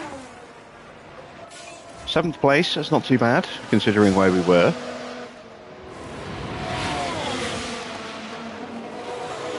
See Max all over the back of us, with Behrman here.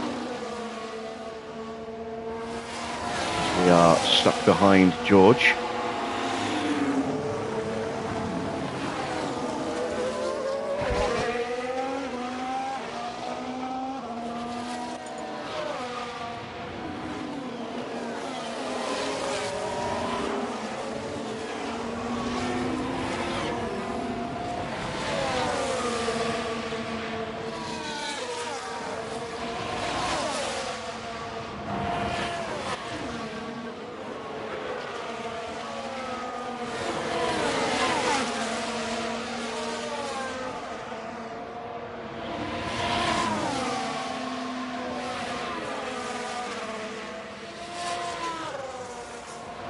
Max was always going to get us, so that's why I wasn't trying to fight him.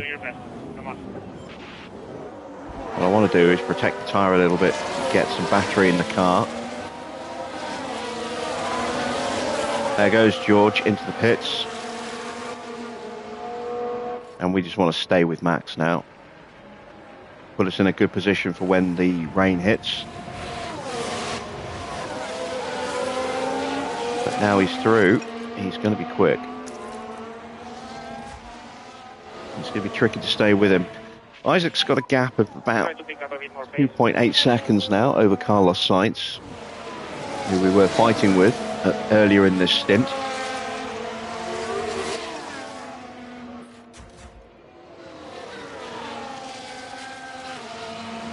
And let's see, everyone in front of us has now stopped. So just going to have to watch out for soft tyre runners coming up behind us. You can see Piastri is swarming all over the back of Carlos there.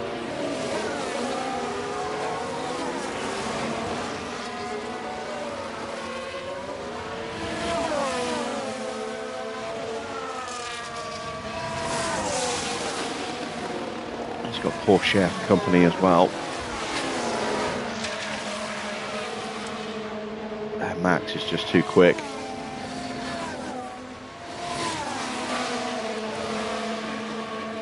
Leclerc is 12, 13 seconds clear of us right now.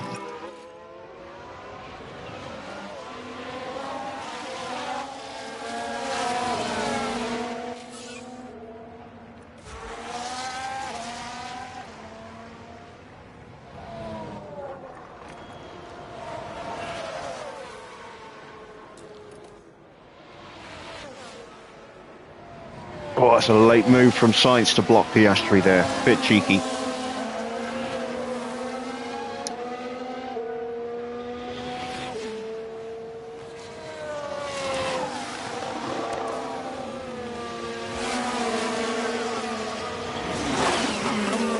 And this is very much going to be a Red Bull 1-2 tonight, I think.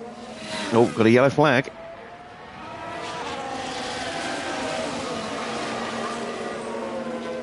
Let's take a look at the replay. Now we're just proceeding through turn 4. Oh, and they need to be watching those track limits. Yeah, a little clumsy there from Zhou. May possibly have damaged his underfloor on the curb.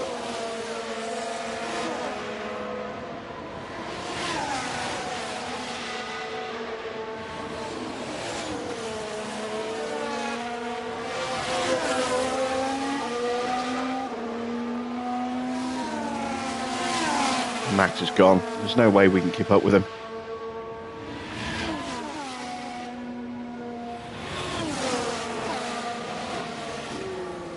That Red Bull has certainly come good these last couple of Grand Prix.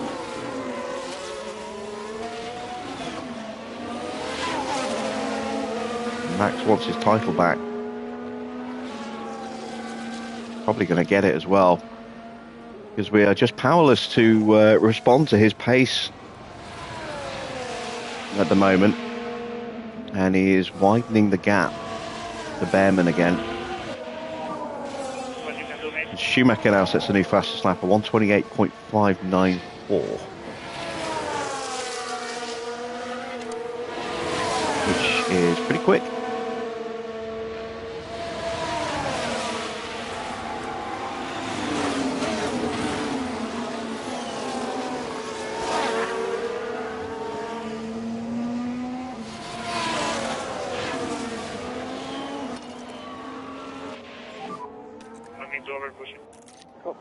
Right, weather updates.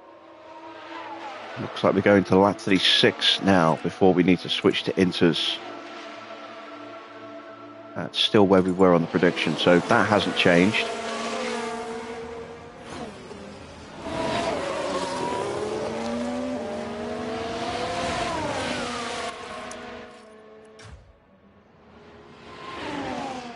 Piastri has rocketed up towards the back of us. No surprise there.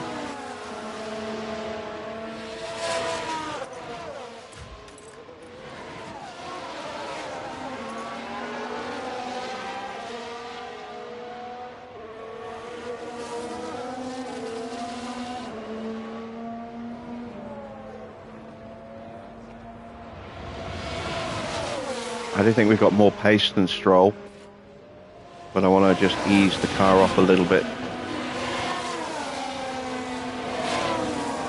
for another lap, and then we'll try and break past him again, leave him behind.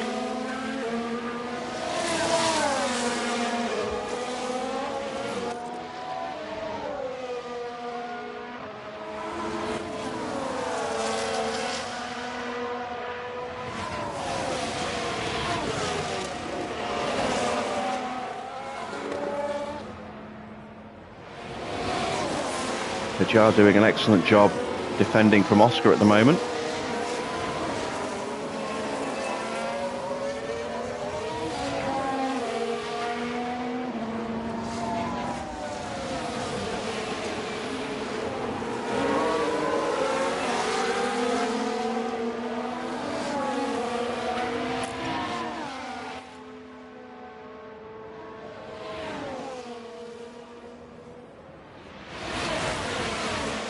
Looks like Piastri might get him into 130R.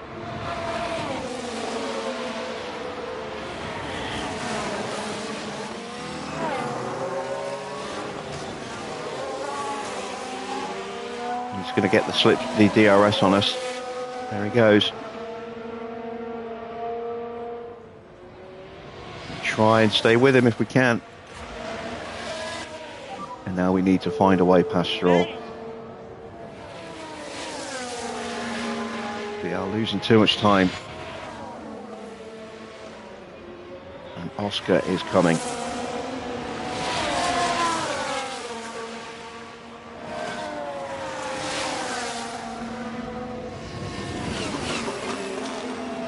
Stroll potentially driving for his seat today. He is out of contract at the end of the season. His results have not been good this year. 19th, I think, in the drivers' standings. This would be a huge points haul for him. So we are going to do our damnedest to make sure he doesn't get him.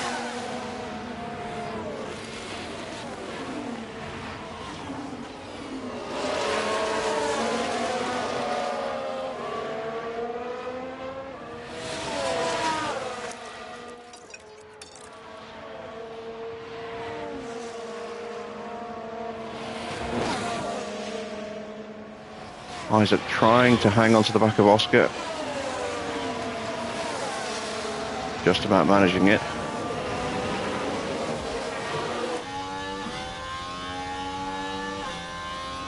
Sayonara, Lance Stroll.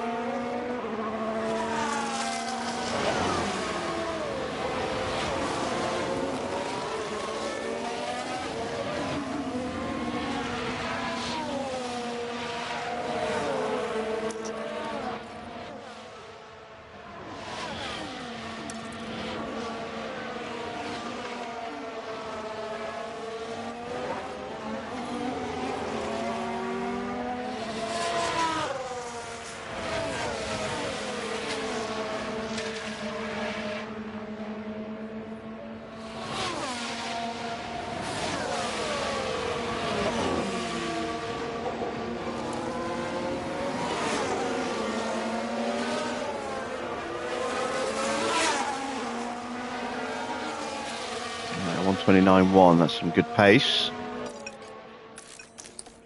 Can't sustain it though. 129.8 for Isaac, who's back into range. As Ocon has got past Stroll, that might increase the pace behind us a little bit. As long as Oscar doesn't get through to the front. There is the wet weather warning, so we are getting close to conditions that are really going to start to hurt Isaac, unfortunately. Still looking around lap 36.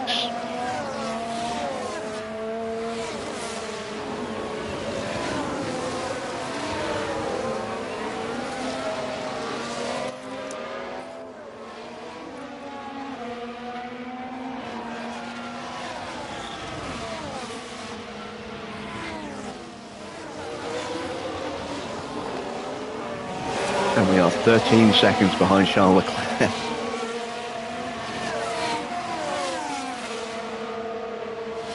Haven't even been at the, in with a chance of battling for the lead tonight, really.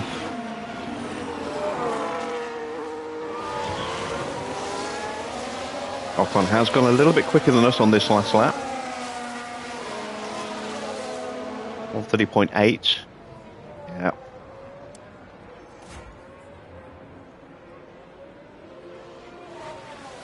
Stroll goes through, so those two are leapfrogging each other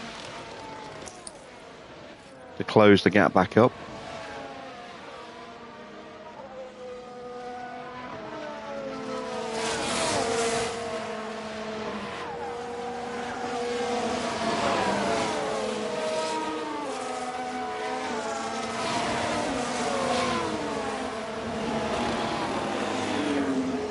The aim for Oscar tonight, sorry, for Ollie tonight is a podium. It's third place, or better if we get lucky. Just keeping Isaac in the top 10 is my objective for tonight. So we stand to potentially lose quite a lot of pace in that kind of weird transitional period that's about to hit.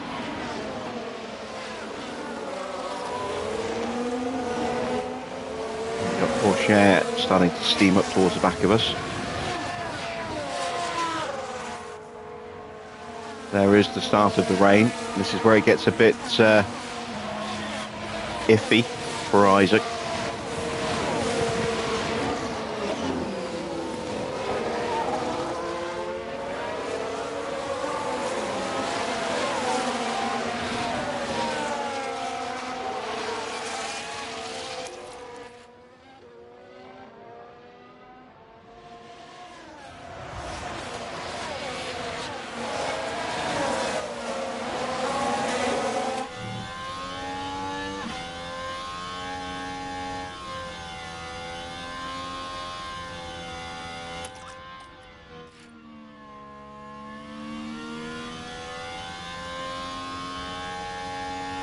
Both the Haas cars stormed up to the back of us.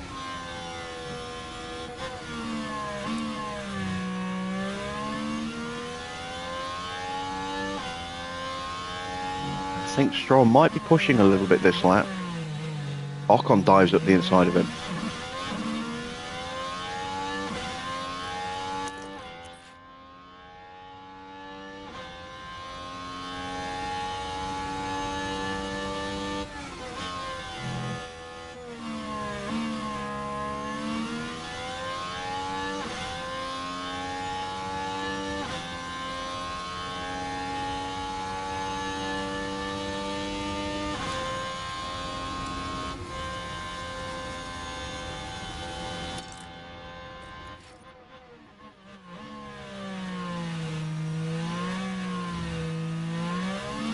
Ocon has caught the back of Behrman.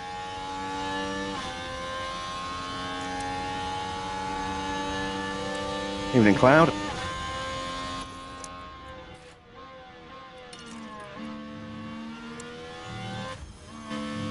Try and slow the pace down a little bit. Give Isaac a chance to close back up and defend from Maloney.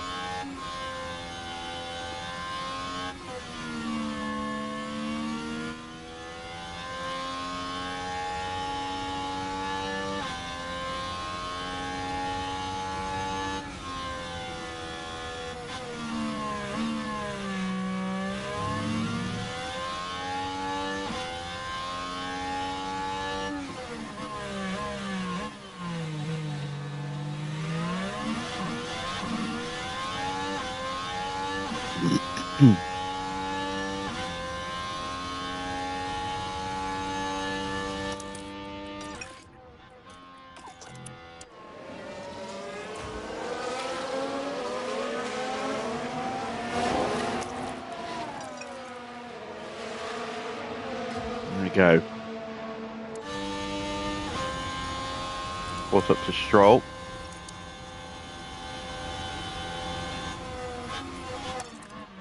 Can I jump him here?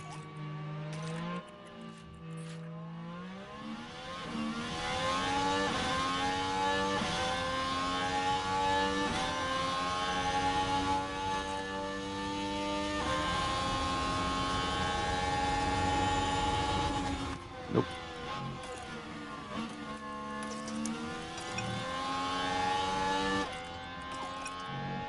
Oh, maybe. Yes. Give him all the tyre he needs to get that done.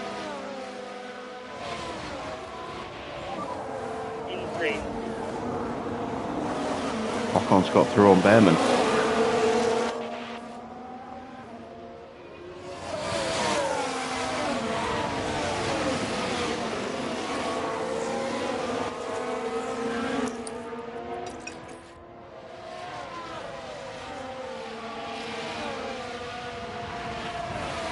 There goes Stroll is struggling in these conditions at the moment, it would seem.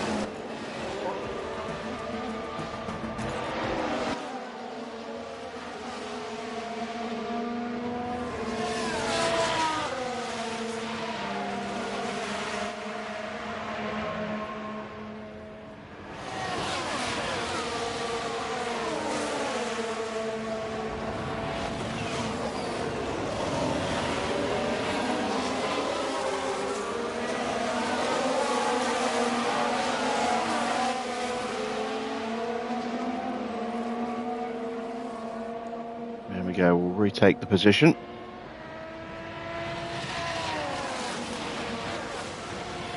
And we're getting very close to our pit window now. I'm actually going to up the tyre pace for the next couple of laps. Okay, we need to push a bit more. Why is Ocon low-key cooking and Norris has a lack of pace? Do I see Norris moving teams next season? I don't know what Norris's contract situation is like. We are scouting him at the moment, I think, to find out. There has been a difference in spec between the two McLarens this season. It might be that Ocon has a slightly quicker spec of car, as he is in the car 1 slot. So if they're limited on upgrades, he will get them first, as a general rule, I think. However, Norris was looking quick until he had that massive spin at Spoon, which sent him into the barrier and out of the race. So Norris has had some pace in the last, in this race, just unfortunately wasn't able to keep it on the track. But it is a little odd to see Norris being outperformed this season, I will admit. Not quite sure why that is, unless, as I say, Ocon's getting preferential treatment on the upgrades.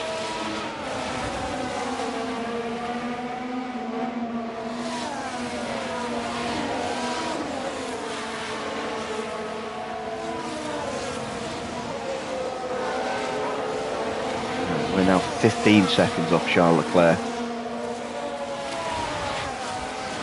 Jar has Maloney all over the back of him. We're at that point where the tyres are not in the right window, and this is where Isaac's low adaptability rating is really going to come to the fore.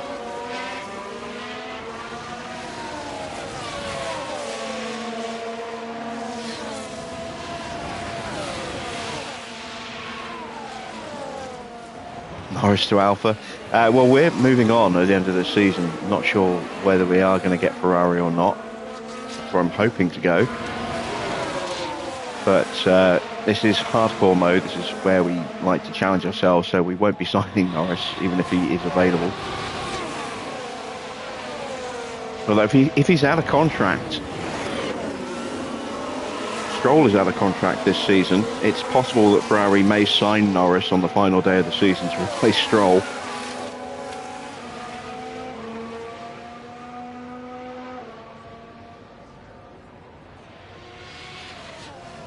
As Piastri now gets past Ocon and up into 4th place. He's looked quick this weekend.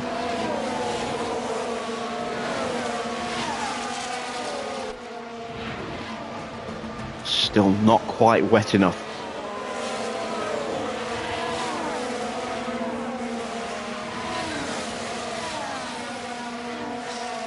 It's very close now. Jar is hanging on better than I thought he would here.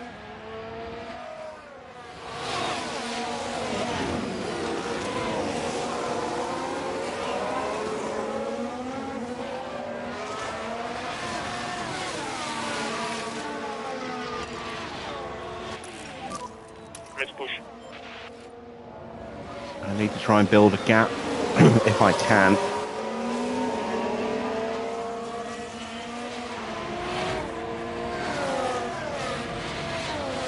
And I'm going to box Hajar this lap, I think.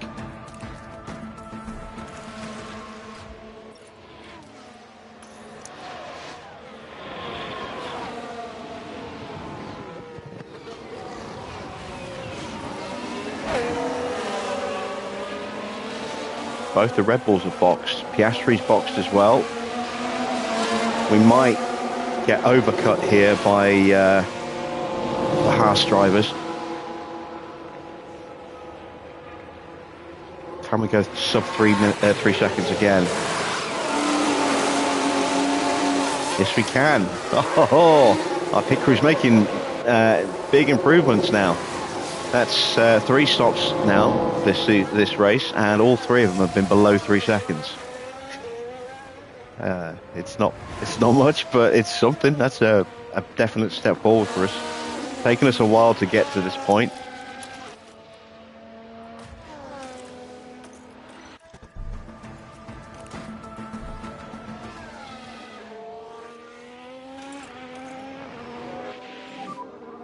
Box. Copy, box.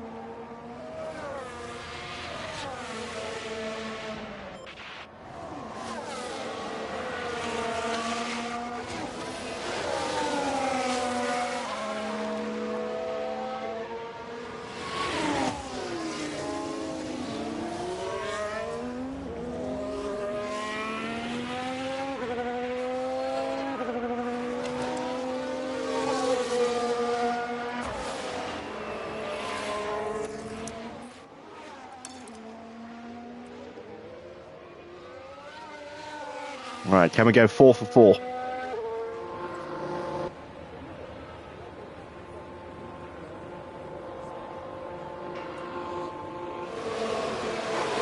Come on, boys. Ah!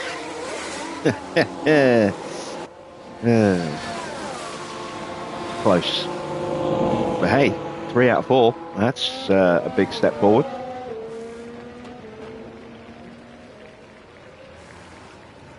There is Hajar in the background.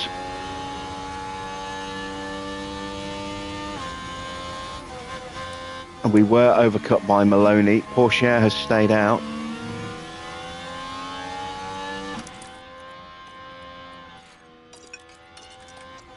Now I need to cool these tyres down so I don't destroy them.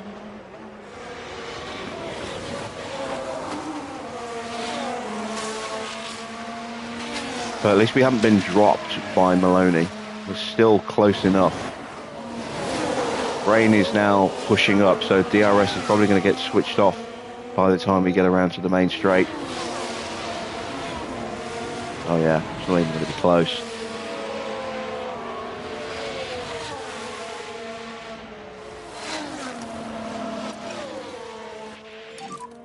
I need to over push it.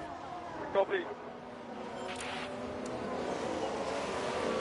Here we go, DRS is deactivated.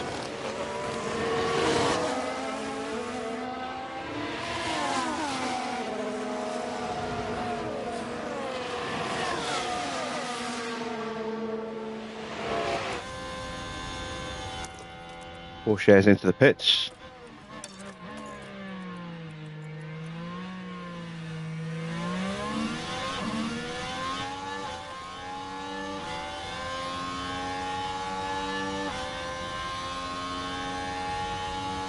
And he's had an issue at the pits as well. Oh, we've got a yellow flag. Lock up for Magnussen at the Casio Triangle, maybe? Let's have a look at that. No, wait, turn Now we 15. see That this is. was at turn 15. Yeah, it is. It's a triangle. Struggling with the car. Yeah, But that's straight just on the there. risk you take. The later you...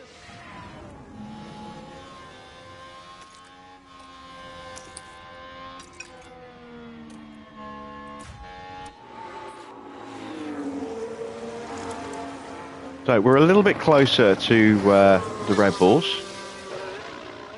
We've managed to close the gap by about 3.5 seconds.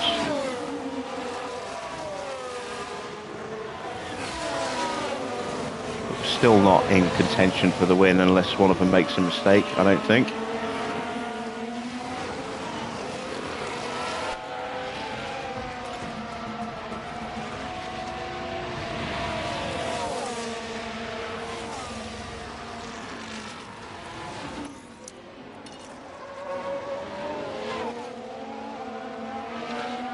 We are looking good for a decent points finish with Isaac, though.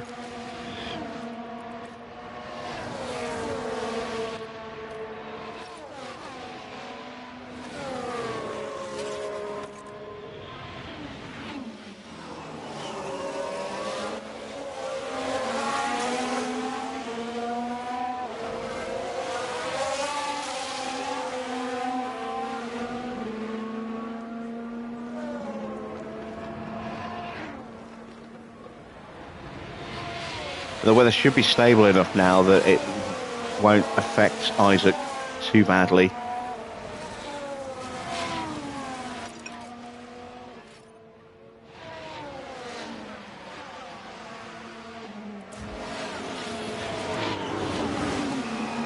We are lapping half a second quicker. Maybe we're pushing the tyres a little bit harder than the Rebels. They did stop a lap before we did with Behrman.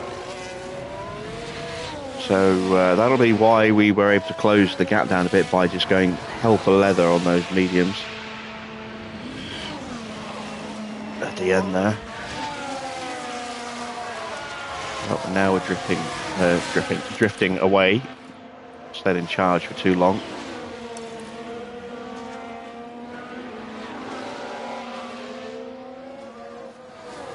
Close that gap back down if we can.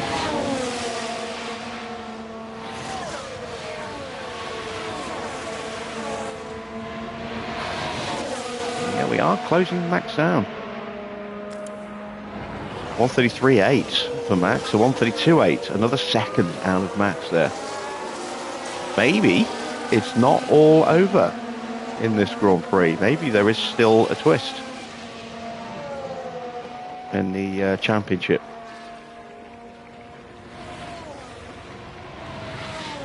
Might have enough pace to catch Max. I certainly don't think I've got enough pace to catch Leclerc though.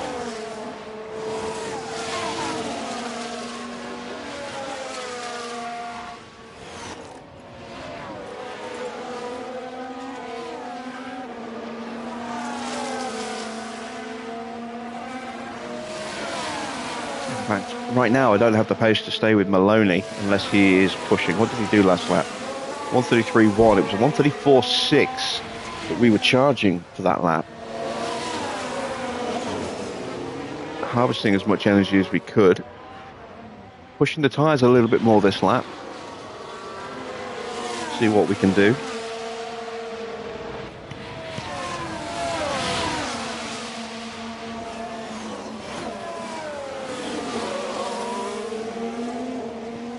We are slowly gapping Oscar as well, which is nice.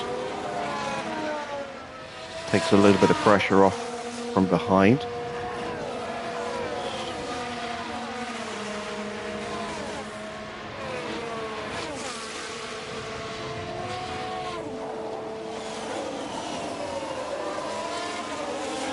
And Isaac again, 4/10 quicker. We're going to have to cool the tyres down. Oh, actually, no. Well, yes, cool them down just for a lap. We could keep pushing them, but I'd rather we didn't. I'd rather we kept the tyres in good nick, rather than just melting them unnecessarily. Let them cool down, then push them again. Then let them cool down and push them again, rather than just constantly pushing them. That way they won't wear out quite so quickly, and we should have, theoretically, a more sustainable level of pace.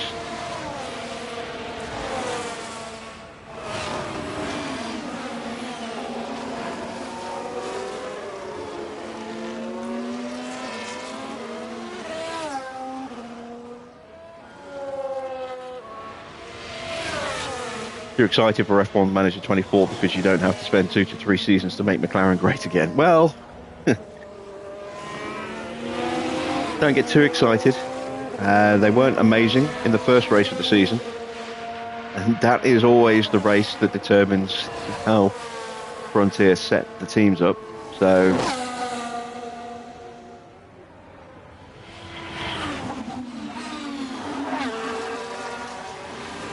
Alpine are going to be awful in F1 Manager 24.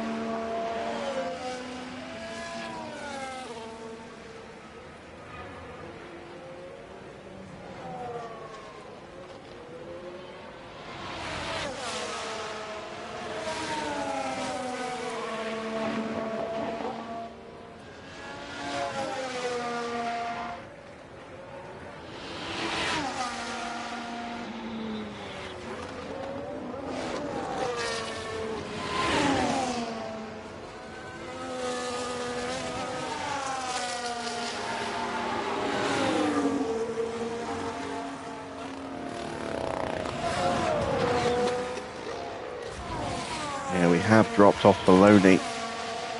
He is just looking very quick in these conditions.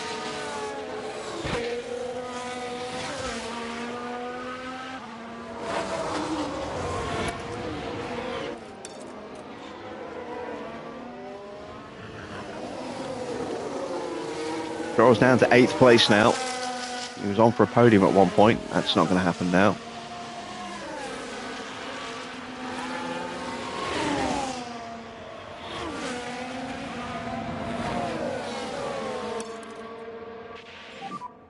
I think we need to start getting a little bit quicker. Copy.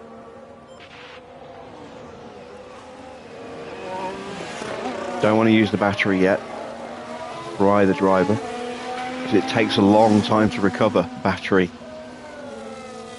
in these conditions and stay competitive. So I want to save it for when we really need it. We'll leave them in top up now until we're in a position to utilise that battery. There's Behrman, 3 seconds off of Max. Max is definitely lapping slow compared to Charles tonight.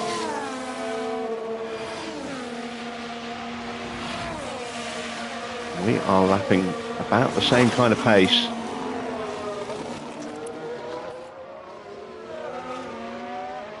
Oscar is a second quicker than us on that last lap. It's not over yet in terms of securing a podium position, because Piastri is quick today.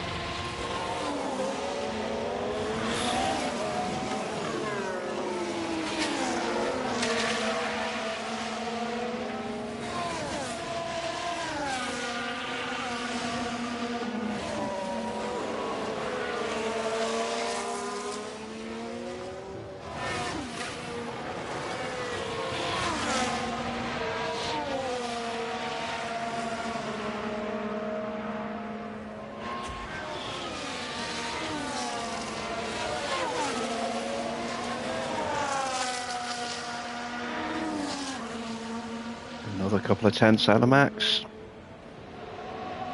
Oscar's pace has backed off a touch. Ajar took 0.6 of a second out of Maloney. Almost back in that 1 second window, but need to calm the tyres down again.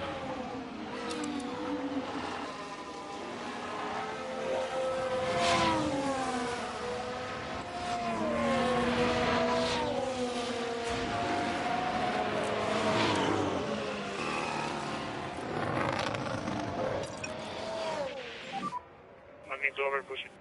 Copy.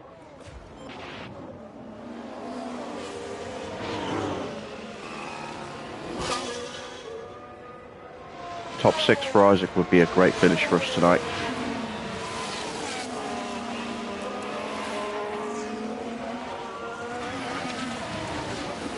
Might not have enough time left once we get past Maloney to get Ocon as well. We'll try. Piastri is definitely too quick for us.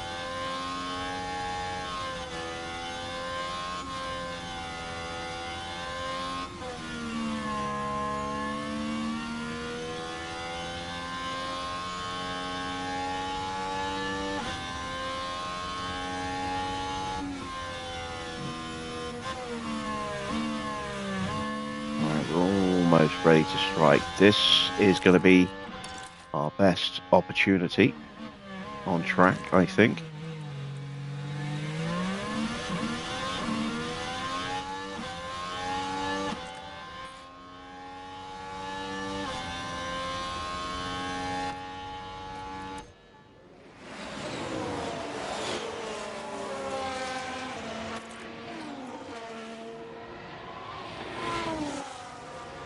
go. Excellent stuff.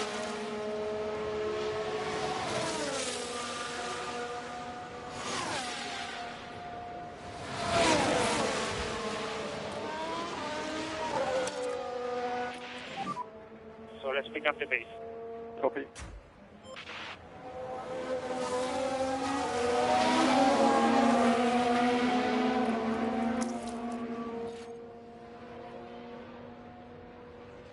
So 2.3 seconds to Ocon. That's doable.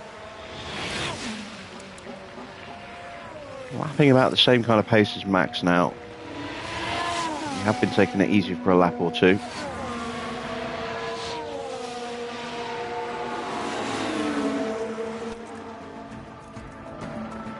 Probably get away with leaving their tyres in this push mode now.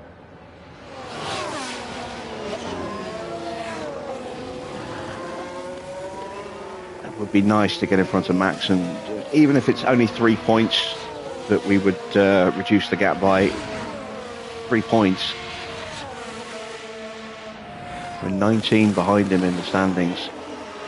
Is it 19 or is it 18? I think it's 19 points behind. So yeah, we can just get that down a little bit more, then a podium finish against a non-finish, it would be enough to get back in front of him in the standings, or at least level points with him, depending on which podium position we get and if we get the fastest lap or not.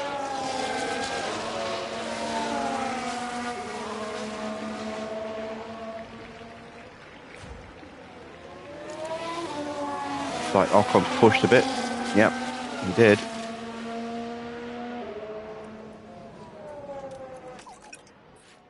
I am going to calm those tyres down again for Isaac. Just get them down a little bit more. Was it frustrating with AlphaTauri the first seasons? Yeah, but not for the reasons you might think. It was just, you know, we had a lot of bad luck at times. You know, getting that first win in season 3 was something very special, and then we repeated that season 4, and then got a second win in the season at the end of that season. Season 5 just crushed it.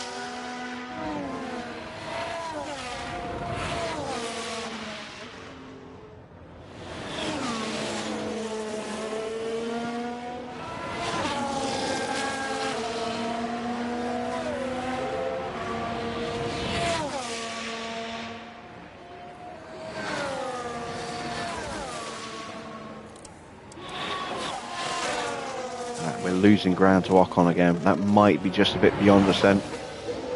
I'll happily settle for 6th, but I do want to try and get past Max. We did a 132.4. We did a 132.5.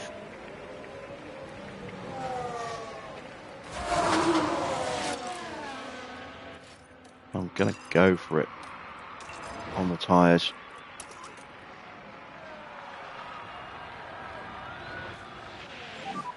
Is that all the pace you have? Is that all? Yeah, copy that.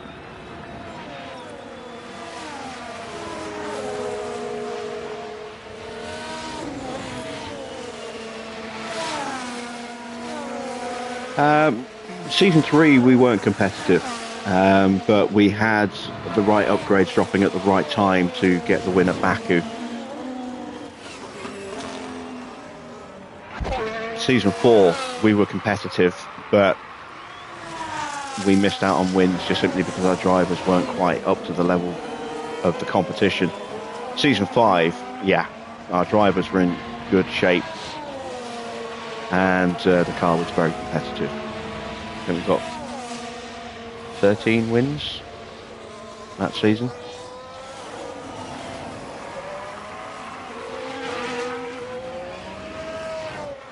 But the board targets were harsh as well. Season 1, the target was to finish in 8th, which we achieved. Season 2, the objective was to finish in 6th, and we finished in 8th. Season 3, the objective was to finish in 4th, and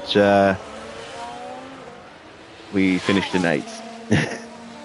but somehow managed to keep the job. And then season 5, the objective was to finish 3rd, or maybe even 2nd, I forget. And we won both championships. But yeah, we had to work really hard for it at times.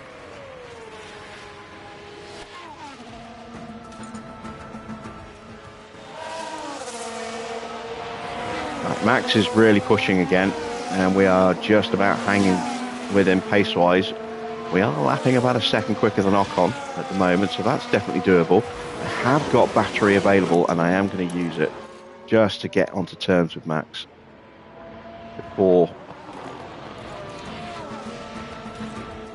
we get towards the pointy end of the race. If I can get in front, I can then just drive a bit more defensively and keep them back. Bahrain season 5 was terrible. Yeah, we qualified well, raced badly. Qualified badly and raced well. And then it was the reverse in Jeddah. I think it was qualified well, raced badly, and then the reverse in Jeddah. Didn't qualify great, but got a really good win. Or something like that. A really good result.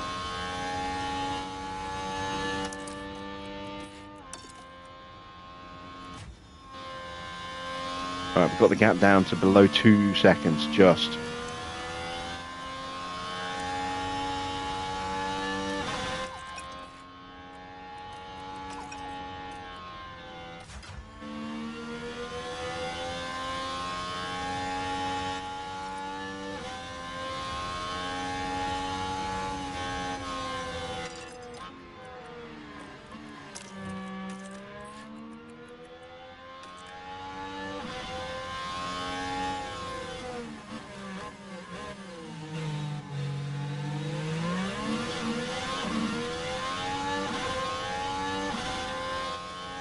There we go. That is the best place for us to get those overtakes. Coming out of the hairpin.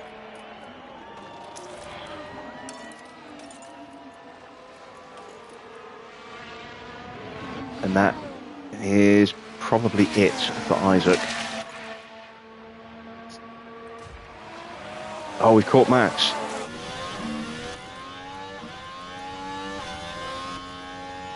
And he's driving defensively. Damn him.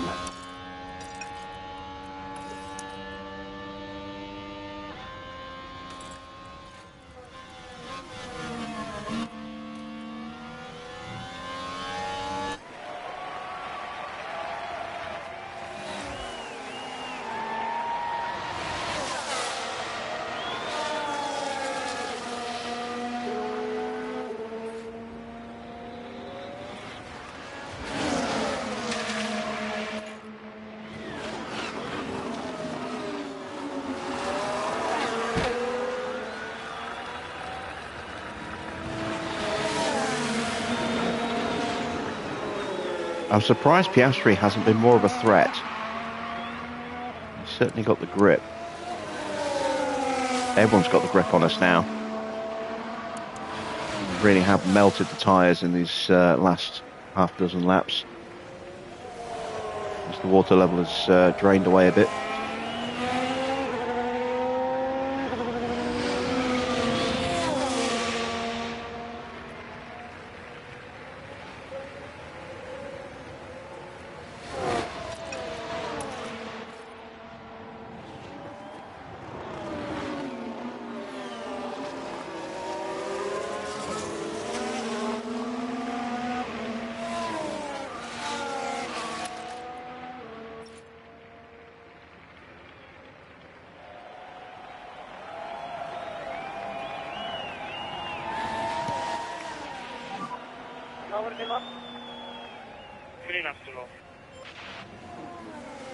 The temptation to try and push on to the back of Oscar is strong, but don't have a lot of tyre left. They've all got more tyre than me, and I would much rather keep Ocon behind than go chasing after Oscar not get that and then still lose the position to Ocon anyway.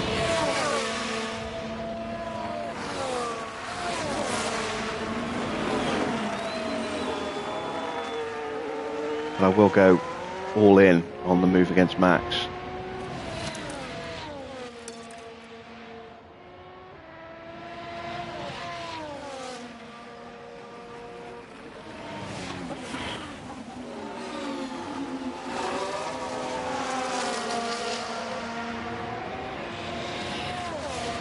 Been a comprehensive performance for Charles Leclerc tonight. Never really looked under threat from Verstappen once those opening couple of laps were out of the way.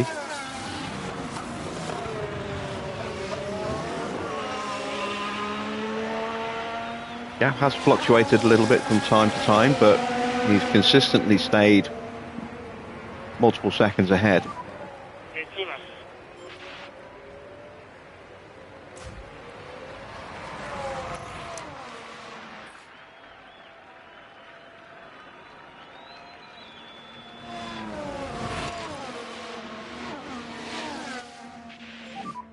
Trying to get you. Get me.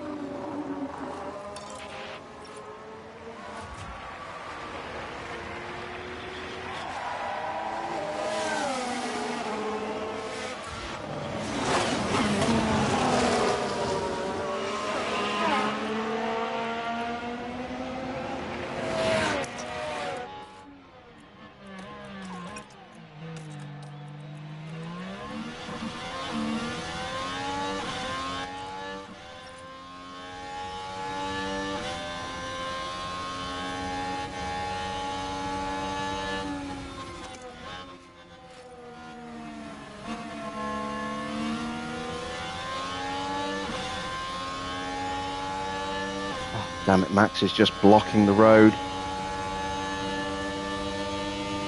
Plus, Ollie has that lower overtaking stat.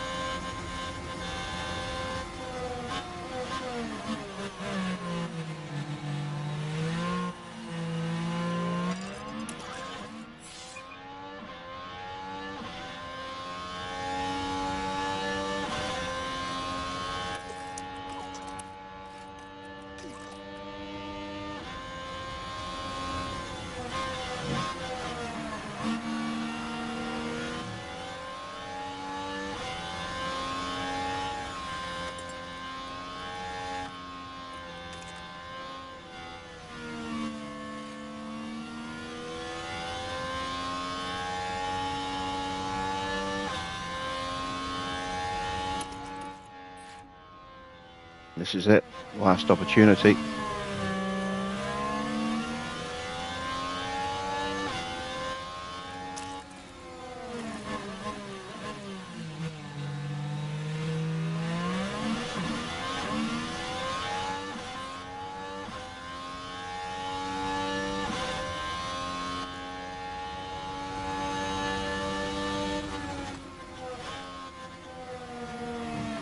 If we can't get him here, we can't get him at all.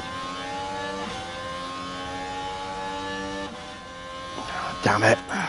He's going to hold us off.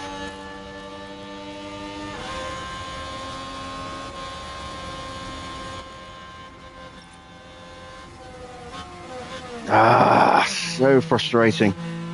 Now we're out of battery.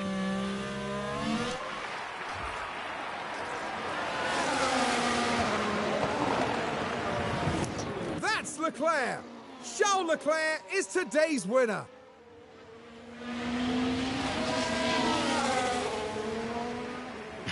Just about avoided running out of fuel there with Isaac. Third and fifth. I didn't think I would have the pace for Red Bulls. In the end, we almost got Max, but he is going to stretch that gap by another 3 points. Red Bull are going to pull away from us quite significantly tonight, but I do feel quite pleased with fifth place for Isaac. Given his low adaptability rating and that loss of confidence with the early collision with, or the early tap with Oscar, which didn't damage either car but did kill Isaac's confidence. I'm very pleased with a fifth place flight back there.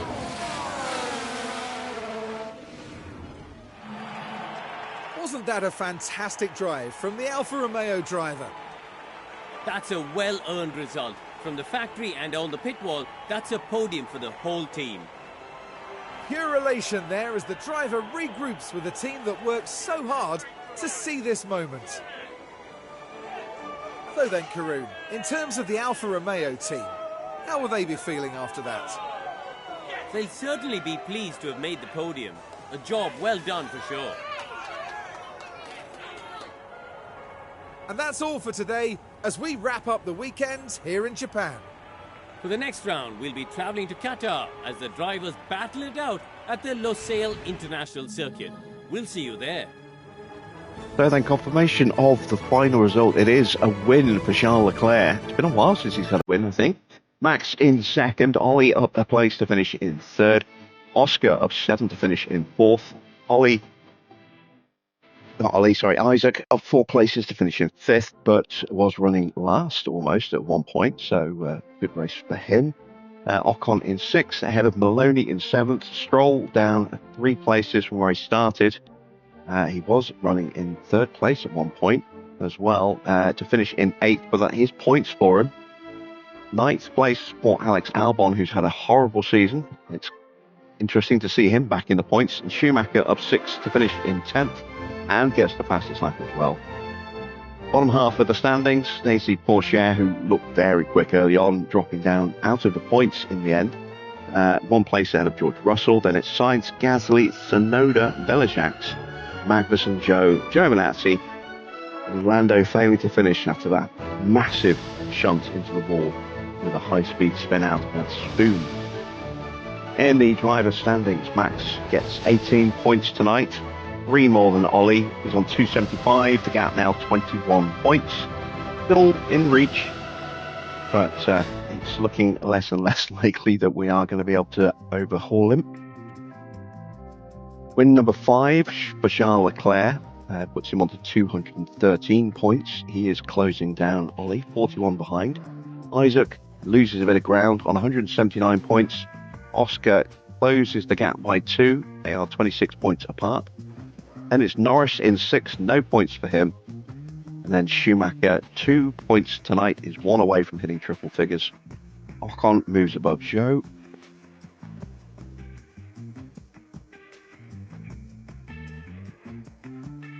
And Gasly stays in 10th.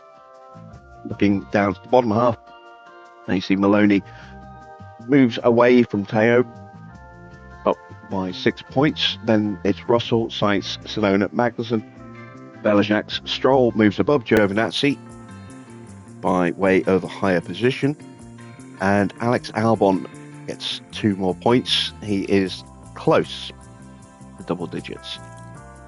In the constructor standings, 488 points for Red Bull. They get 18 more than us tonight. That gap now looking a little bit more intimidating. 55 points. That's going to be very hard to overcome.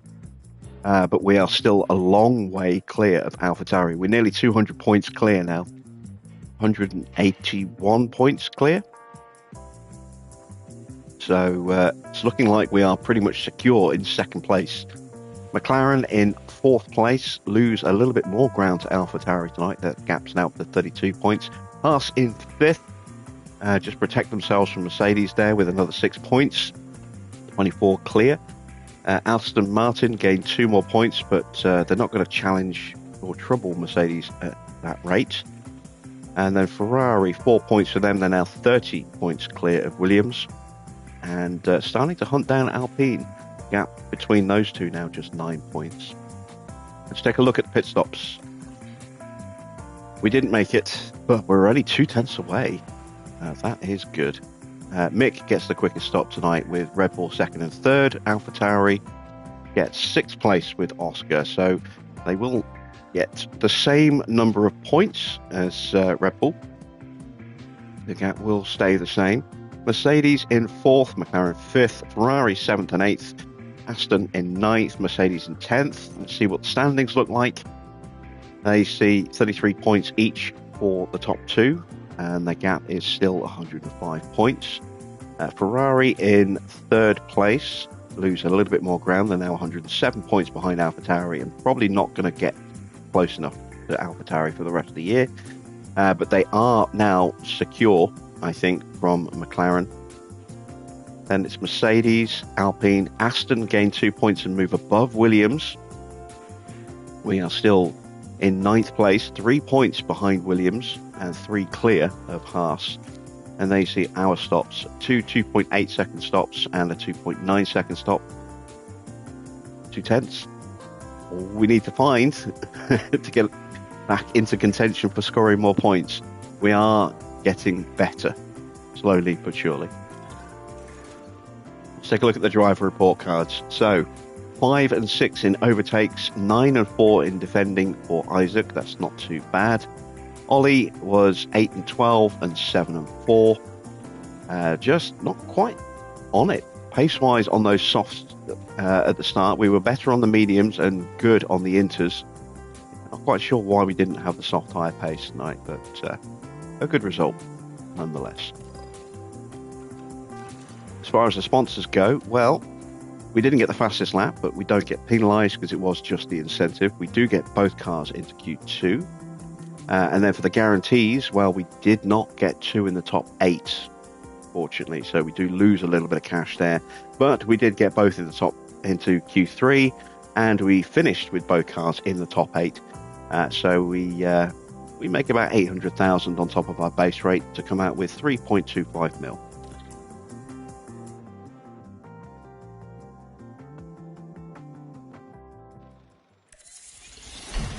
We have a spare rear wing and some stuff to deal with in our inbox. Let's check our cars. So the underfloor did fail on both cars. Ooh, okay. And the side pod has failed on Ollie's car, as has the rear wing. We knew the rear wing was going to fail, that's why we've got spares going through. Didn't expect both underfloors to go so soon. And that means I might not have one in time. I should just about get... Oh no, the underfloor hasn't gone. It's fine. But we don't have a spare underfloor now. We also are lacking side pods. We are going to have another one fail. I'm going to make one spare side pod. It's unlikely we'll need to replace them both. There we go. We've got 2 days to go until the suspension project finishes. We do need to get a couple of underfloors into production. I don't think what we've got left will, even if they're new, will not last the remaining 6 rounds, 3 of which are sprints. Go. What else do we have to deal with in our inbox? We've got the results of the regulation votes. So we voted for a change in the way prize money is issued out. Ferrari voted against it. McLaren voted for, Red Bull against, Mercedes against, Alpine against. That's 4-2, 5-2, 6-2. So, oh yeah, it's not. Only 2 teams voted for it, so that's not happening. Prize money will stay the same. Now you can see that the top teams would lose a little bit. The midfield would gain a little bit more. But apparently teams didn't want to go for that, so mind. We have problems with the suspension simulator. Okay, let's shut it down for 6 days.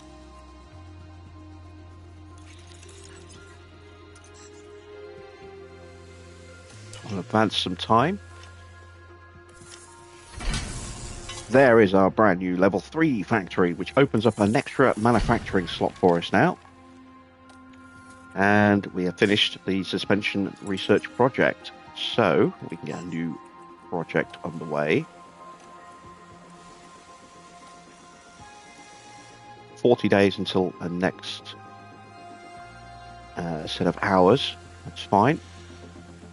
We will again focus where we need to.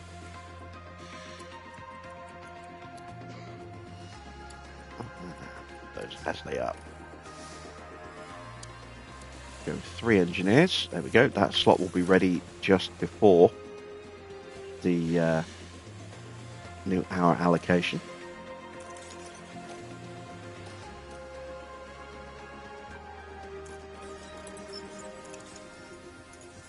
Don't have a weather forecast yet, but it's going to be hot and dry. Pretty sure of that. We do have another spare suspension, so that's 2 spare suspensions now.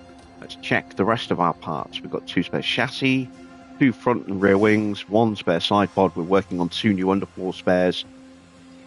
Yeah, I think we're pretty good on parts. We've got 3 mil in the bank. Don't think there's anything that's going to need a refurb immediately, although the CFD simulator is getting close, as is the car part test centre. So we'll advance time.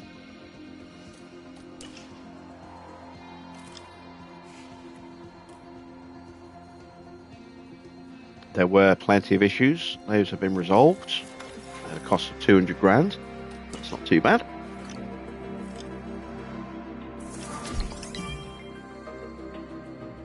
Dino Begalovic goes up a point. We've really neglected him this year, but we were never going to build him up anyway.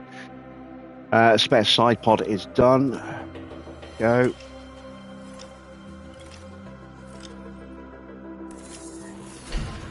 And the side pod research project is done.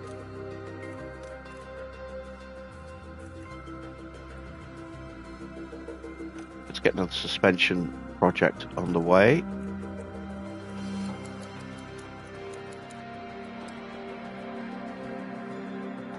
Yeah, just put a little bit of emphasis on the downforce, because that's going to get hit the hardest. There we go. And it is race day, so let's go ahead and check the warehouse. There you see our new situation with spare parts. We've got another underfloor to come after this Grand Prix, so that will get us back up to 4 in total. But it will be a sprint race. We're getting back into sprint season. Qatar is tomorrow night's race to round off the week, and then another sprint on the Monday at Kota, then Mexico Tuesday, Brazil Wednesday for the final sprint of the season. Thursday will be Vegas, Friday season finale at Abu Dhabi, and then we will see whether or not we can join Ferrari next season. Let me just check on the progress of our scouts. Let's see how long they've got to go.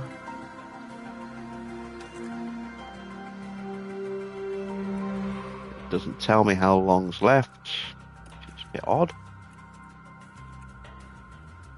But you can see we are scouting the 2 Rebel drivers and Norris, not with a view to signing them, more with a view to just seeing what's going on with the contract. Oh, there we go. 12 days left at the top. I missed that.